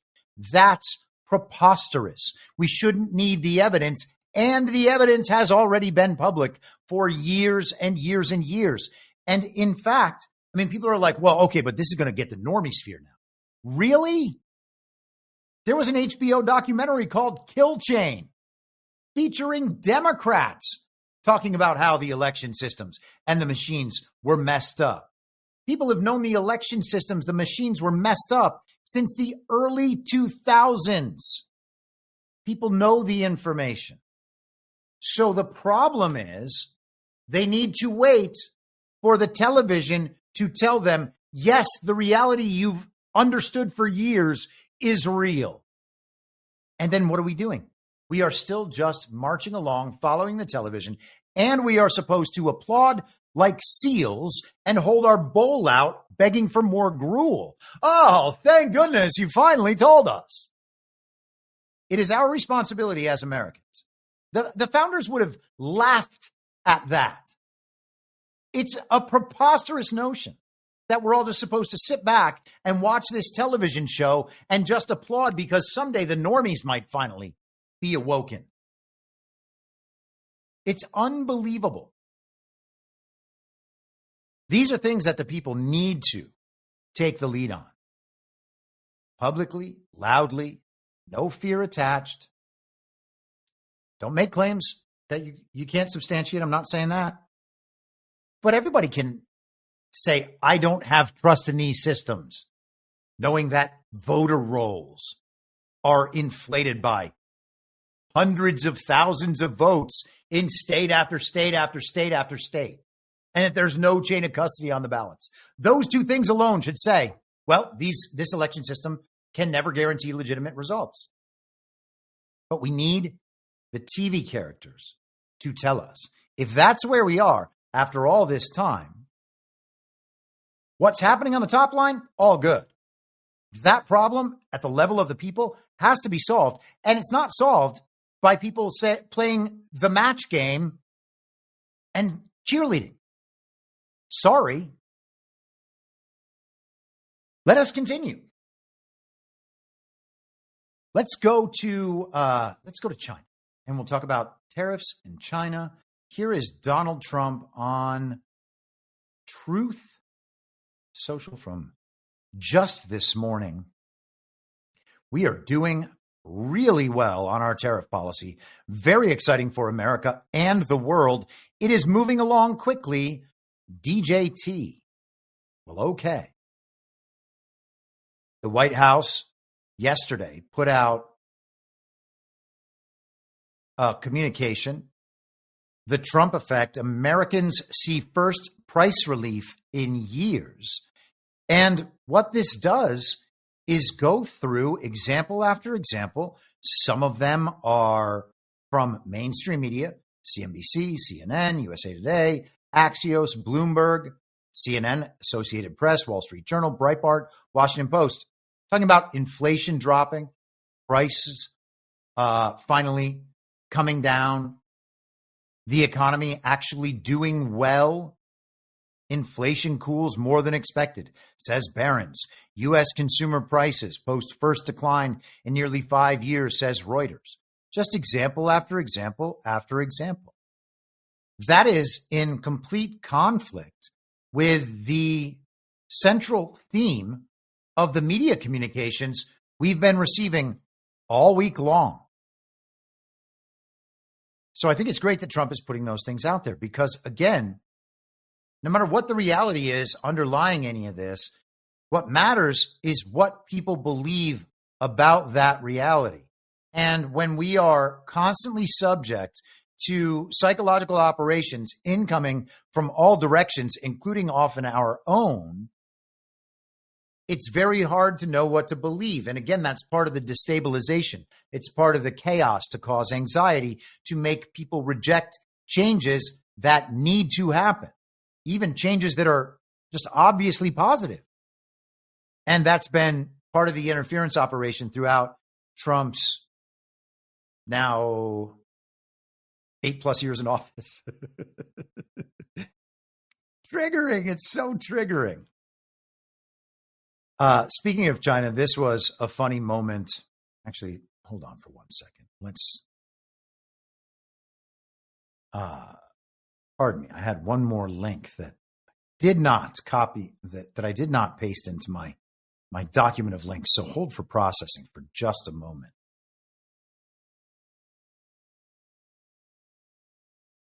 Here we are. Now, of course, I have to mention this because of my relationship with Hollywood and the entertainment industry. CNBC, from today, Hollywood's Chinese box office was already in decline even before Trump's tariffs. Hollywood is being pulled into President Donald Trump's trade war. After Trump escalated tariffs on Chinese imports earlier this week, the Chinese government retaliated, including by restricting the number of Hollywood films it would allow to be showcased in its movie theaters. The Chinese box office was once a coveted space for American-made movies, so much so that studios produced films that would appeal directly to an international audience. However, as China has expanded its local film production, its audiences have gravitated toward the country's own domestic fare, and Hollywood films have seen a significant decline in ticket sales from the region. Now, Hollywood blockbusters were catering specifically to China and Chinese interests insofar as, that's represented by the CCP's interests. And as we often talk about, it's the evil twin faction in China, evil twin faction in the United States, their CCP, our uniparty. The entertainment industry serves the global regime of which those are both part. And so we can see the obvious means of coordination there. Americans are rejecting Hollywood films. Chinese are rejecting Hollywood propaganda and replacing it with their own films. And I would guess films less oriented toward regime propaganda. Now, I don't know that to be true because I'm not a connoisseur of Chinese films, but I would suspect that's the case because that's what the trends would suggest. Trump addressed this yesterday in the cabinet meeting. Here we are. By reducing the number of American films that can be shown there. What's your reaction to them now targeting cultural exports from the United States? I think I've heard of worse things.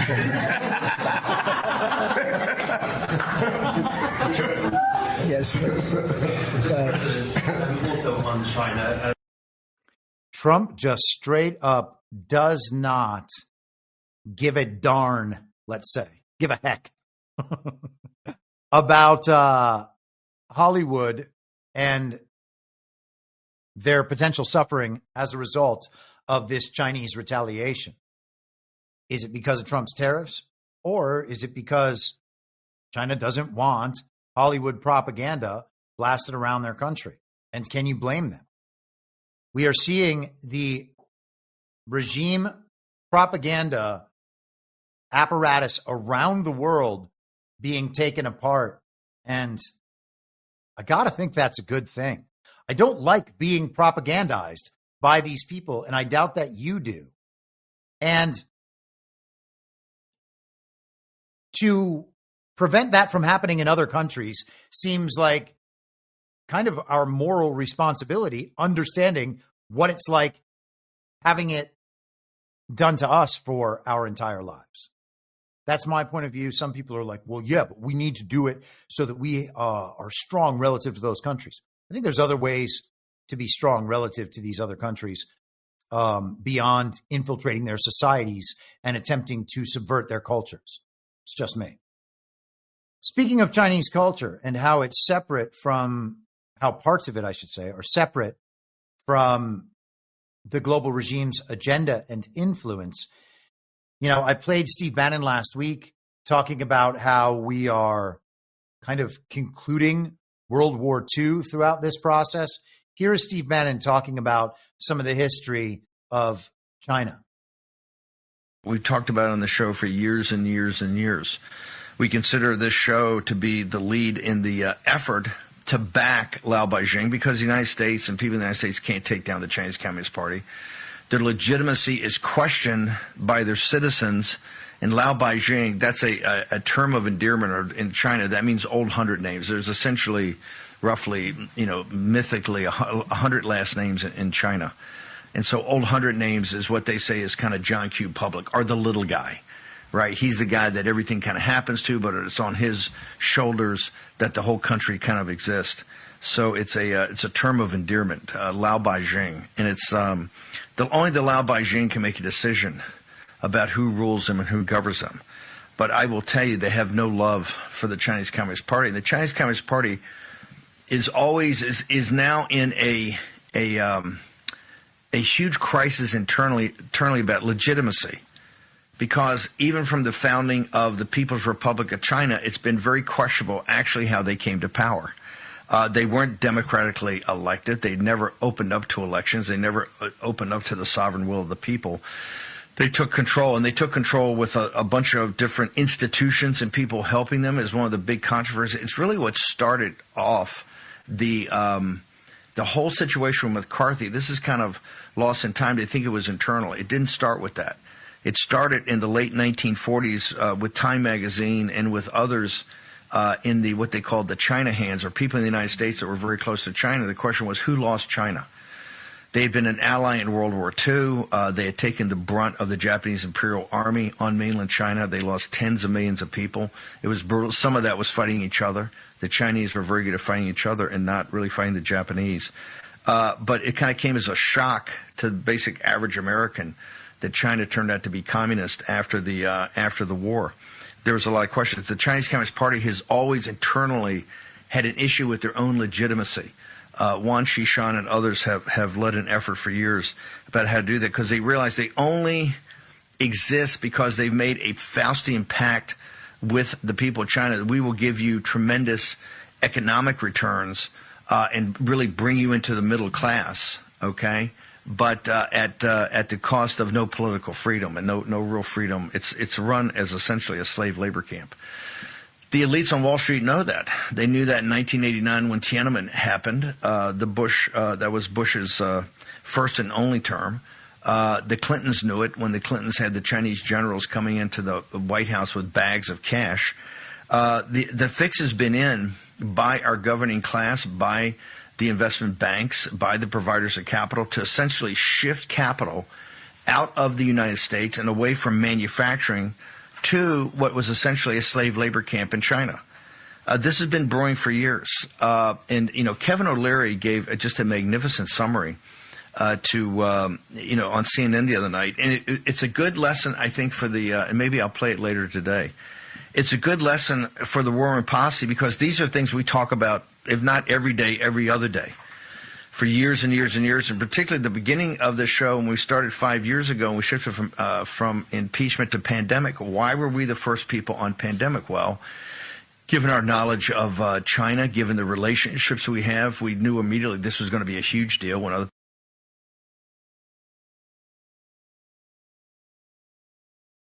So, does that sound like China is just forever the Chinese Communist Party and our enemy, our greatest adversary, people who we should want to destroy? That's not how that sounds to me. That sounds like the people of that country, similar to the people of Russia, the people of many other nations around the world, have been subject to the exact same thing that we have been subject to. And part of it is at our hands, not ours personally, but through the enforcement mechanisms of the American military, the American economy, etc., American culture. Donald Trump on Xi Jinping yesterday. They've really taken advantage of our country for a long period of time. They've ripped us off beyond nobody. How people stood for it, sitting in my position, is not even believable. And we're talking about many presidents, not just a couple. But they did, and all we're doing is putting it back in shape. We're resetting the table. And I'm sure that we'll be able to get along very well. I have great respect for President Xi. He's been, in a true sense, he's been a friend of mine for a long period of time. And I think that we'll end up working out something that's very good for both countries. I look forward to it. So Xi is, in a true sense, a friend of Donald Trump's for a long period of time. Our war is clearly not with the people of China. I would again suggest for your consideration that when we are talking about China in terms of the threat they pose, and we are talking about the economic war, the trade war with China, China in that sense is being used as a narrative avatar for the global evil twin, the global regime's representative in China, the Chinese Communist Party. Okay. Same as our American Union Party. We heard yesterday there's some negotiation going on between the European Union and China to eliminate tariffs on Chinese electric cars that were just put in place last year. You would expect that the European Union, for instance, was trying to shift part of the if the Chinese economy aligned with the global evil twin is going to see a financial impact, if the companies are, if the markets are, etc., based on these tariffs and the further decoupling of these two nations, well, then they would try to make up for that somewhere else. And so you would then anticipate that governments aligned with and economies aligned with the global regime and the implementation of that agenda would do what they could to support the system that exists, which means supporting the manufacturing in China, for instance, to help their aligned interests withstand the economic and trade warfare. I hope that makes sense. And I think that we are seeing signs that suggest this is not just some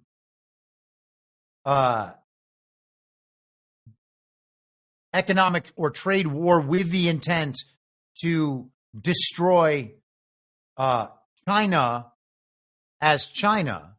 It is to destroy that global economic system, top-down, centralized control that we've been dealing with throughout our lives. This is The Economist from earlier this week, and I'm just going to touch on one short piece of this, why China thinks it might win a trade war with Trump. really interesting down here at the end. Mr. Xi will also need to consider if he is willing to see China's economy fully decouple from America's. Although China has been pursuing technological self-reliance, it has largely rejected the notion of decoupling, seeing it as a way for the West to punish China.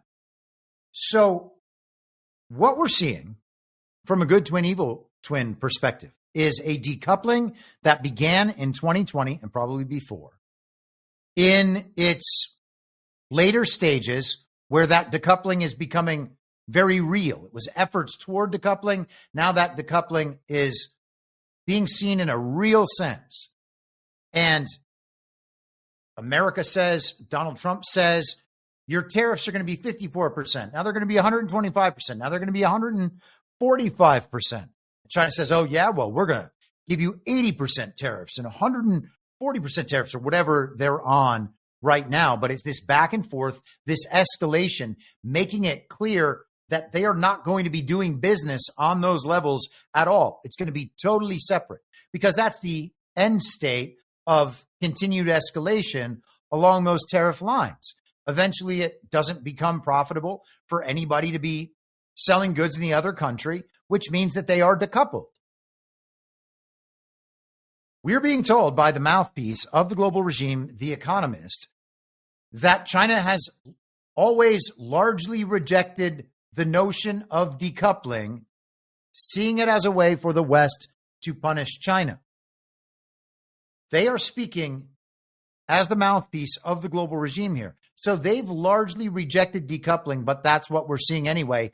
And we're seeing China, in the form of Xi Jinping and the response to Donald Trump in the public narrative throughout this process, doing the very thing that would make decoupling a given. And let's just read to the end here. Now, however, there is growing support for it. So all of a sudden, decoupling's on the table.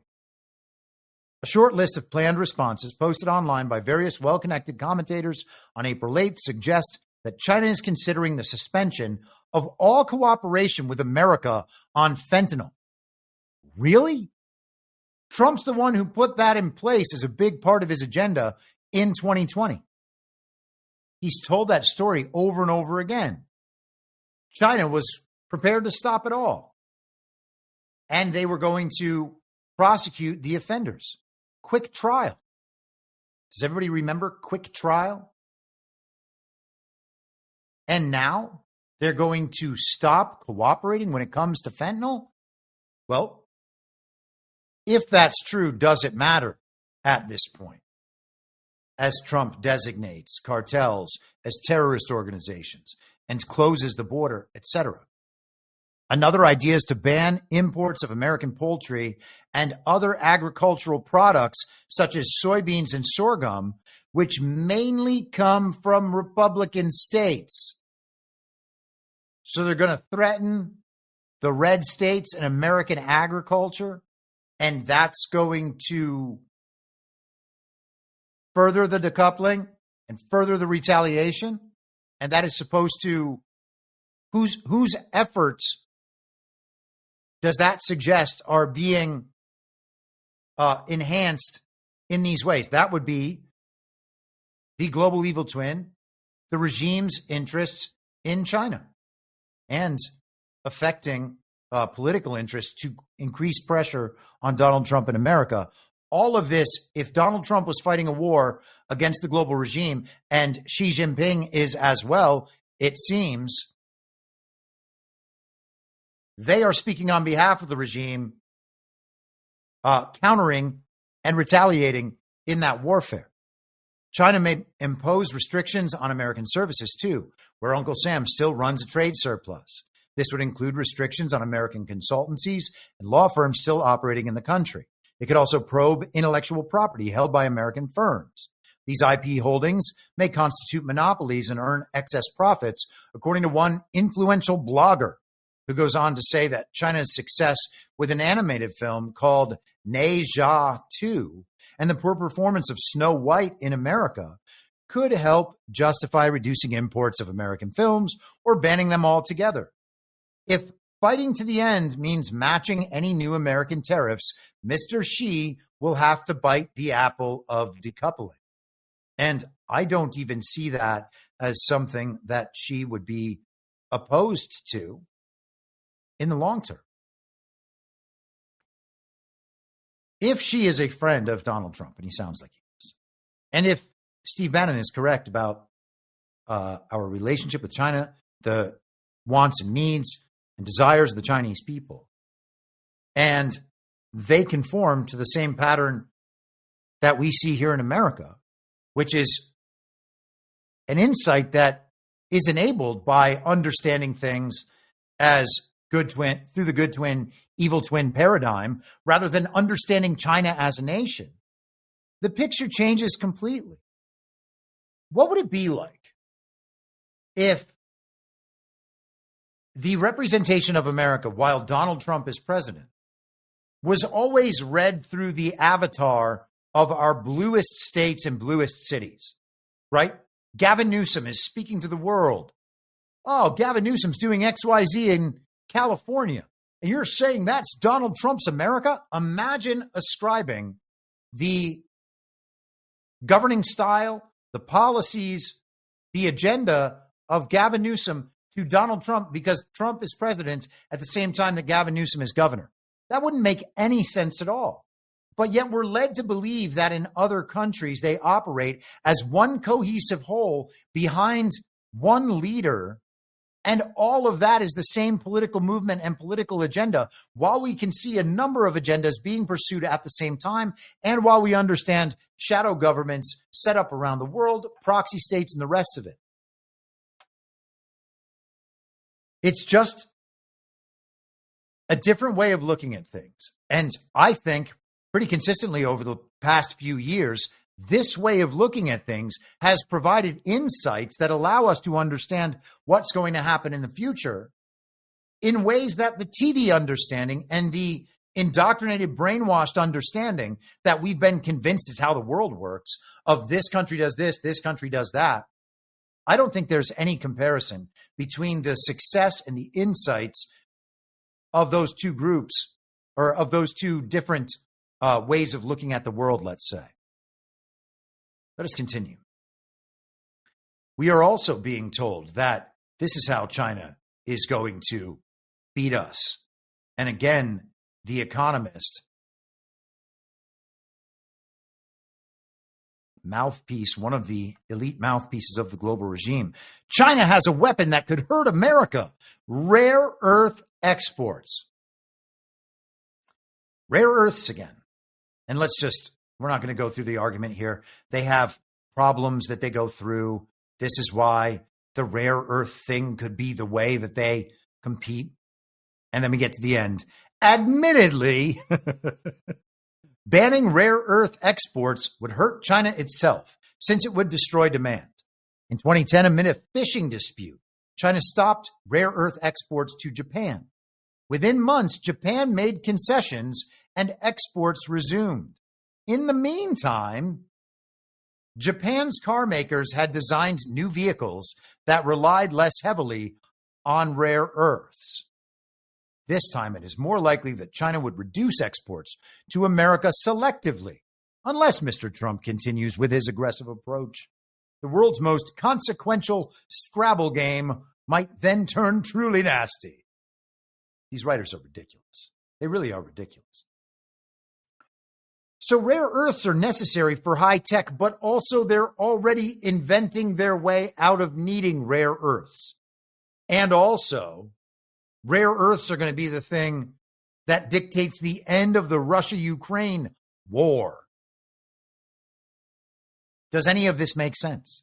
No, it does not make sense. I really do need to clip that from South Park. The Chewbacca defense.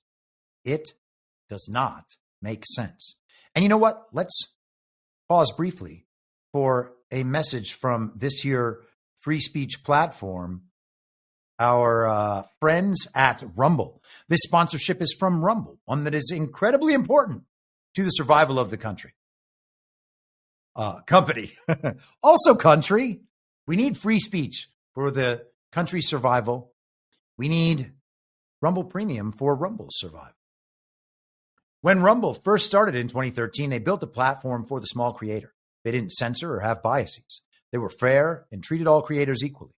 No one thought platforms would censor political conversation or censor opinions on COVID, but they did. Facebook admitted they fell to pressure from the Biden-Harris administration. Rumble did not. They held the line. They are attacked daily for giving us a voice to talk to you. They are attacked in corporate media. They are attacked by governments like France. They are attacked from brand advertisers who refuse to work with them. Corporate America is fighting to remove speech. Rumble is fighting to keep it. Rumble won't survive with brand advertisers. They don't get much of it.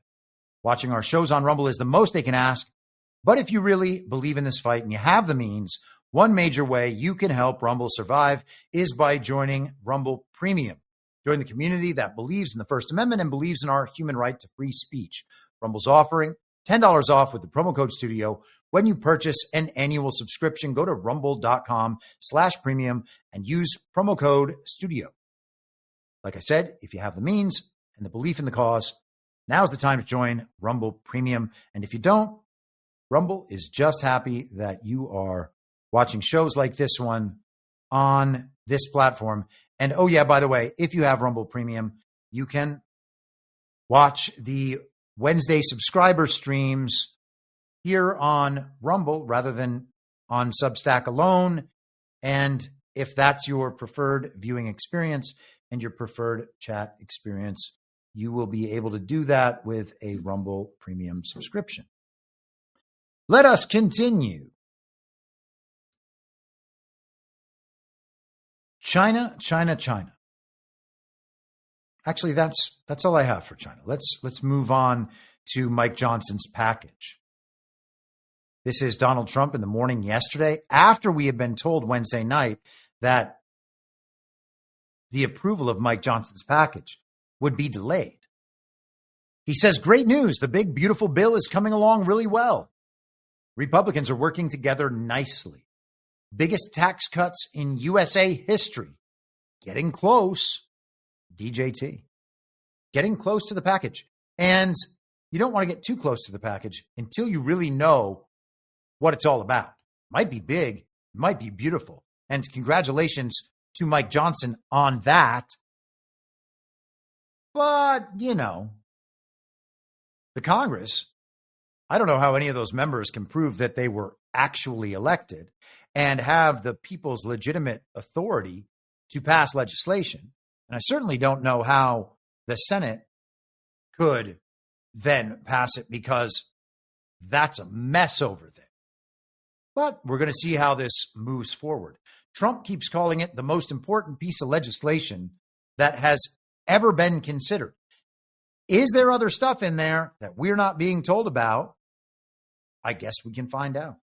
And however it works as a sifter, whatever issues it introduces into the public conversation, all of these things can be wonderful aspects of Mike Johnson's package. But a massive spending bill that's going to get passed so that the government can continue spending forever in all of its legitimacy. Not a huge fan of that. At the very least, I'll give Trump the benefit of the doubt that he's got some good outcome in mind. Oh, man, it didn't work. I mean, as long as you're reasonable. You have to be reasonable. We have to be reasonable. Thank you very much. I can be reasonable. I can see what happens with Mike Johnson's package. I just don't trust it right now. I'm told it's big and beautiful. He's shown it to us before, and to be honest, those times, not big and beautiful. I mean, it was big, I guess. But not beautiful. I mean, what was that whole unipartisan compromise on immigration? We've had so many versions over the last year and a half. Maybe this will be the one. I don't know. Votes to finally adopt the budget resolution so we can move forward on President Trump's very important agenda for the American people. This process has required a lot of close consultation between the White House and the Senate. And all of that has been necessary because we want to make sure that we are delivering on our shared goals in the budget reconciliation process. our big, beautiful bill has to reflect all of that. And so it is big, and it involves a lot of areas of policy, and so it requires a lot of close coordination. Our two chambers are directly aligned also on a very important principle, and that is the principle of fiscal responsibility. We are the party that delivers and ensures that. So we have a number of aims here. Our aim is to deliver on our promises in this big, beautiful bill regarding things like border security and restoring peace through strength and American energy dominance and regulatory reform to get the economy really humming again. And, of course, also tax relief, tax reductions. We have to make the tax cuts permanent, and that's all involved and enveloped in this big effort, and all the other promises and priorities we made. Now, it's important to note that at the same time, we also need to achieve the maximum amount of savings for the American people, because that's what fiscal responsibility is. And we even want to start reducing the deficit. So with all that in mind, our first big, beautiful reconciliation package here involves a number of commitments, and one of those is that we are committed to finding at least $1.5 trillion in savings for the American people, while also preserving our essential programs. The Democrats are out right now trying to make hay out of the fact that we're going to gut Medicaid and all these other things. It's simply not true. Mike Johnson's package. Donald Trump responded yesterday. Congratulations to the House on the passage of a bill that sets the stage for one of the greatest and most important signings in the history of our country. Among many other things, it will be the largest tax and regulation cuts ever even contemplated. Make America great again. And there is an article on this that I had up. I'm just going to have to find this once again. Hold for processing. Apologies. Where did it go? Maybe I will just describe it. Oh, here we are. So this is the article about the delay reported Wednesday night. And just, where'd it go? This was happening. Oh, there we are. There we are. Okay, good. House Speaker. Oh, sorry. It's so strange. They have the on the bar in my browser. It has the old headline. Mike Johnson punts House vote on Trump tax agenda after GOP rebellion threatened defeat. And we are supposed to believe that Mike Johnson was dealing with a rebellion among his caucus. Let's go halfway down the article. Tensions were high for those GOP lawmakers who remained on the House floor, Fox News Digital was told. And much of that frustration is aimed at Johnson. I think he's quickly losing faith from the rest of us. I mean, he kept the entire conference out on the floor for 80 minutes while you play grab ass with these people. One House Republican fumed. And all day it was like, oh, we're going to get this done. All the chatter we were hearing was holdouts were down to single digits, but 17, 20 people were in that room. So clearly there was a much bigger problem than they were letting on all day. And I guess that disappeared, but we had to get this out there. One totally unnamed Republican letting us know that Mike Johnson is going to lose his caucus right when he's about to show off his big blue package or big, beautiful package. Wow. Friday afternoon, man. What do you want me to do? The gap between the House and Senate versions is significant. The House version that passed in late February calls for at least $1.5 trillion in spending cuts, while the Senate's plan mandates at least $4 billion. So $1,500 billion compared to $4 billion. Yeah, sure, they'll figure out that. They'll bridge that divide. Some conservatives are also wary of congressional leaders looking to use the current policy baseline to factor the total amount of dollars the bill will add to the federal deficit. The current policy baseline allows lawmakers to essentially zero out the cost of extending Trump's 2017 Tax Cuts and Jobs Act because they are already in effect. And what they want is for us in the public, because that's all that matters here, is public perception of what's happening, for us to assume that the tax cuts have already expired and that putting the tax cuts back means that there is a cost attached to them, rather than just understanding if the tax cuts stay in place, nothing changes. They want to tell the public that Donald Trump has actually spent all this money by keeping tax cuts in place. Taxes shouldn't be in place in the first place. So I don't know what they're talking about. That's just a marketing scam that they are clearly happy to advertise to the American public as such. Hey, this is what we're actually doing. No, it isn't. A couple interesting stories on the science front. And you know what? I forgot to download that RFK clip from yesterday, but that is certainly important. Talking about the study, I guess they're going to do a study, or they're doing a study on autism and the causes of autism. And that will be released in September for some reason. 1 in 10,000 children had autism, and now it's 1 in 31. Not 31,000, 31. That's a horrible statistic, isn't it?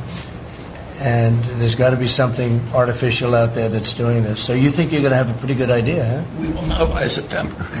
There will be no bigger news conference than that. So that's it. If you can come up with that answer where you stop taking something, you stop eating something, or maybe it's a shot, but something's causing it. It can't be from 10,000 to. Can you imagine that, Marco? That's a big number. All I could think about while watching that was the effort by the Ron DeSantis supporters who are currently Trump aligned and were Trump aligned in the first term, but then weren't Trump aligned and were very anti-Trump and anti-MAGA and anti-Trump supporters throughout the fake primaries. Do you remember when they used to accuse Donald Trump of essentially committing a genocide for profit by pushing vaccines to market? Does Donald Trump sound like he's the one on the side of the vaccine manufacturers and the vaccine agenda? He's also, by the way, the guy who said they were going to remove any federal funding from schools and universities that put in place mask mandates or vaccine mandates. And just on that policy alone, we would see the end of the childhood vaccine schedule. And certainly if they need the federal money. Now, who knows how this is going to shake out in the future? We've talked many times about how once that federal money goes away and the federal control systems and mechanisms go away or are removed from government, maybe they're replaced by philanthropist spending, global regime spending, no matter how the mechanisms work. Outside of government, this, directed by the states.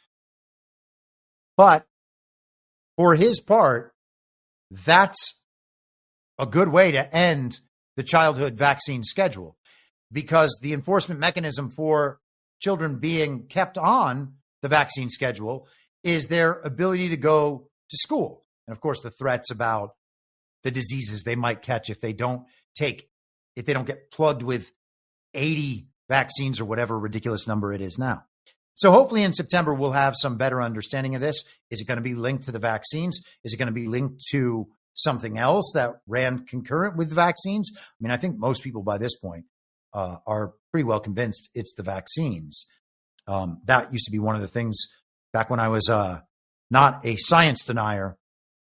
I definitely believed, well, you have to have vaccines because that's what gives us herd immunity. And there's no way that vaccines cause autism because the studies say that's not true. And then you realize that most of that science is bullshit and all of these companies are just utterly corrupt, and they have no qualms about directly poisoning people at every opportunity, from our food to the things they tell us are going to save our lives from diseases that they've probably also created. So, hey, I don't make the rules. This is not the world I wanted to live in or believe in, but it just happens to be where we are now. This is CNN from today. Trump's draft budget eviscerates weather and climate tracking research. And I know what you're thinking. Oh no, now we are all going to be burned alive. We are going to be attacked relentlessly by the sun, and now the science will be unable to save us. The Trump administration plans to eliminate the research arm of National Oceanic and Atmospheric Administration, close all weather and climate labs, and eviscerate its budget along with several other NOAA offices, according to internal documents obtained by CNN. And this is just yet another one of the things that there has been an ongoing freak out over, including by Rachel Maddow. They're concerned about the weather balloons. They're concerned about all of it. What we need to do is measure the weather all the time, or else when the sun attacks, it will kill us. The move would devastate weather and climate research, even as weather is becoming more erratic and extreme. And even as people are finding out that actually they do manipulate the weather. I don't know if you guys saw that clip from a couple of weeks ago. A representative, maybe a CEO, from a weather modification company was singing the praises of weather modification before some aspect of the Florida legislature.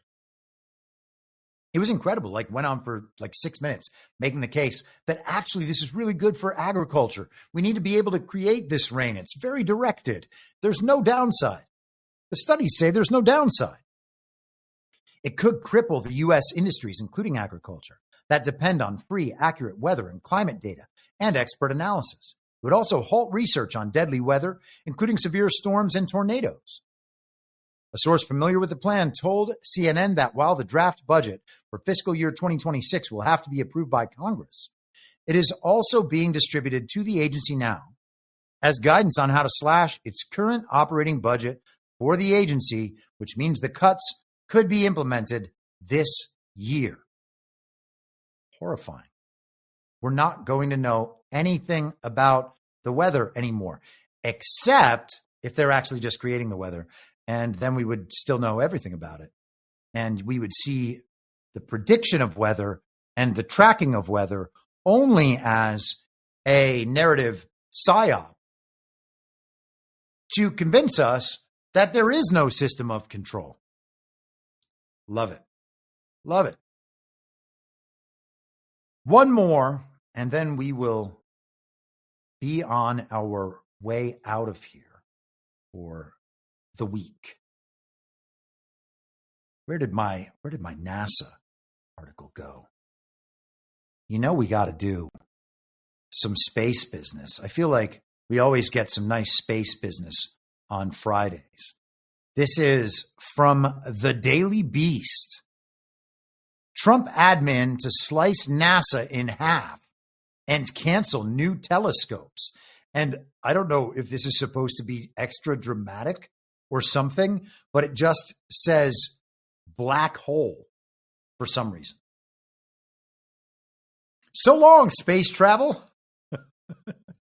The White House plans to terminate billions of dollars worth of ongoing and future National Aeronautics and Space Administration missions, effectively cutting the world-renowned scientific agency in half. President Donald Trump's most recent budget proposal to Congress proposes major reductions that would cut NASA's Science Mission Directorate from $7.3 billion to $3.9 billion. The Washington Post reported Friday. The SMD is responsible for sponsoring research in several fields: earth science, heliophysics, astrophysics, planetary science, and biological and physical sciences. The astrophysics budget would drop from $1.5 billion to $487 million. The planetary science budget would plunge from $2.7 billion to $1.9 billion. No telescope other than the extant Hubble and Webb telescopes will be funded, including the Nancy Grace Roman Space Telescope. And I don't think that's a Roman telescope created by Nancy Grace of Headline News. I think Nancy Grace Roman has to be kind of one cohesive thing. And there are probably some spacemen in the audience getting really offended. You don't know about the Nancy Grace Roman Space Telescope, but you're going to say it's not important? Yes. A groundbreaking instrument in the works that would study distant galaxies and faraway planets. Well, here's the thing. Are there distant galaxies and faraway planets? You'd have a hard time convincing me of that. I guess it's possible. I'm not suggesting I know. But you can't tell me that you're looking at distant galaxies and faraway planets based on your unprovable theories about cosmology and the nature of the universe. I'm just not going to buy that. And because I don't buy that, I'm then not going to want to say, yes, you should have billions of dollars to create a groundbreaking instrument that will tell us about the things that you may well have made up. Not all hope is lost, however, as the budget draft is only a first step in the process in which Trump sends Congress a 2026 fiscal year budget request. Congress, which has the power of the purse, could still rescue NASA. The Daily Beast has reached out to the Trump administration for comment. So Congress is going to save the spacemen from Donald Trump, even while Elon Musk, who is like the chief spaceman at this point, is routinely portrayed to us as Donald Trump's best friend ever. And he has SpaceX. And then we hear about Jeff Bezos. They're sending the Desperate Housewives to space. We went over that last week. NASA is the only place where we can save the spacemen. NASA has the relationship with all the universities. NASA tells all the universities what the science is suggesting. And then the universities, of course, give it their stamp of approval. Yes, our academics understand that NASA is correct. We looked through the telescope at the distant galaxies, and we did the mathematical equations. We did the very certain physics, this theoretical physics, on all of the science that NASA has delivered. And we can suggest 100% that the spacemen are correct. Well, if that's the case, let them innovate us into the beautiful new future, and we will just have to take SpaceX and Blue Origin's word for it as they show us all of their gallivanting around the universe. I guess that's going to have to be good enough. Giving the chat one last look before we get on out of here. I hope that you all had a wonderful week, and I hope you have a wonderful weekend. I see Cam Cooksey in the chat talking about Liberty Den. Enjoy that. Watch Liberty Den on Badlands tonight. And I will be on Devolution Power Hour tomorrow evening. As for this show, I will see you Monday at the same reasonable time on the same reasonable podcast network. I don't have a network. Masks and lockdowns don't work. They lied to you about a pandemic. Joe Biden was never president. Well, what? You know who I am, don't you? Well, you ain't Fiona Apple, and if you ain't Fiona Apple, I don't give a rat's ass. What's wrong with being an angry prophet denouncing the hypocrisies of our times? What do you think, Max? Do you want to be an angry prophet denouncing the hypocrisies of our times? Yeah, I think I'd like to be an angry prophet denouncing the hypocrisies of our times. It's not true. It's more true than I would perhaps prefer. Can we stop this cruel game and allow the boy to keep one shred of dignity? For God's sakes, I can't stand to see him in all this pain. You vicious bastards! Let him move in with you. Is it so bad to see somebody happy? So just let him move in. For the love of God, let the boy move in with you. Good Lord. And I will not let you down. We do a little trolling. It's called We Do a Little Trolling. What must be what? In my mind, that's the end game. If you're listening for free and would like to support the show, the best way to do that is by signing up for a paid subscription at imyourmoderator.substack.com. You can find the info stream over on Telegram at t.me/veryreasonable. The merch site is cancelcouture.com, and for all my other links, you can visit linktree.com/imyourmoderator. And I'll see you soon. Down on the range.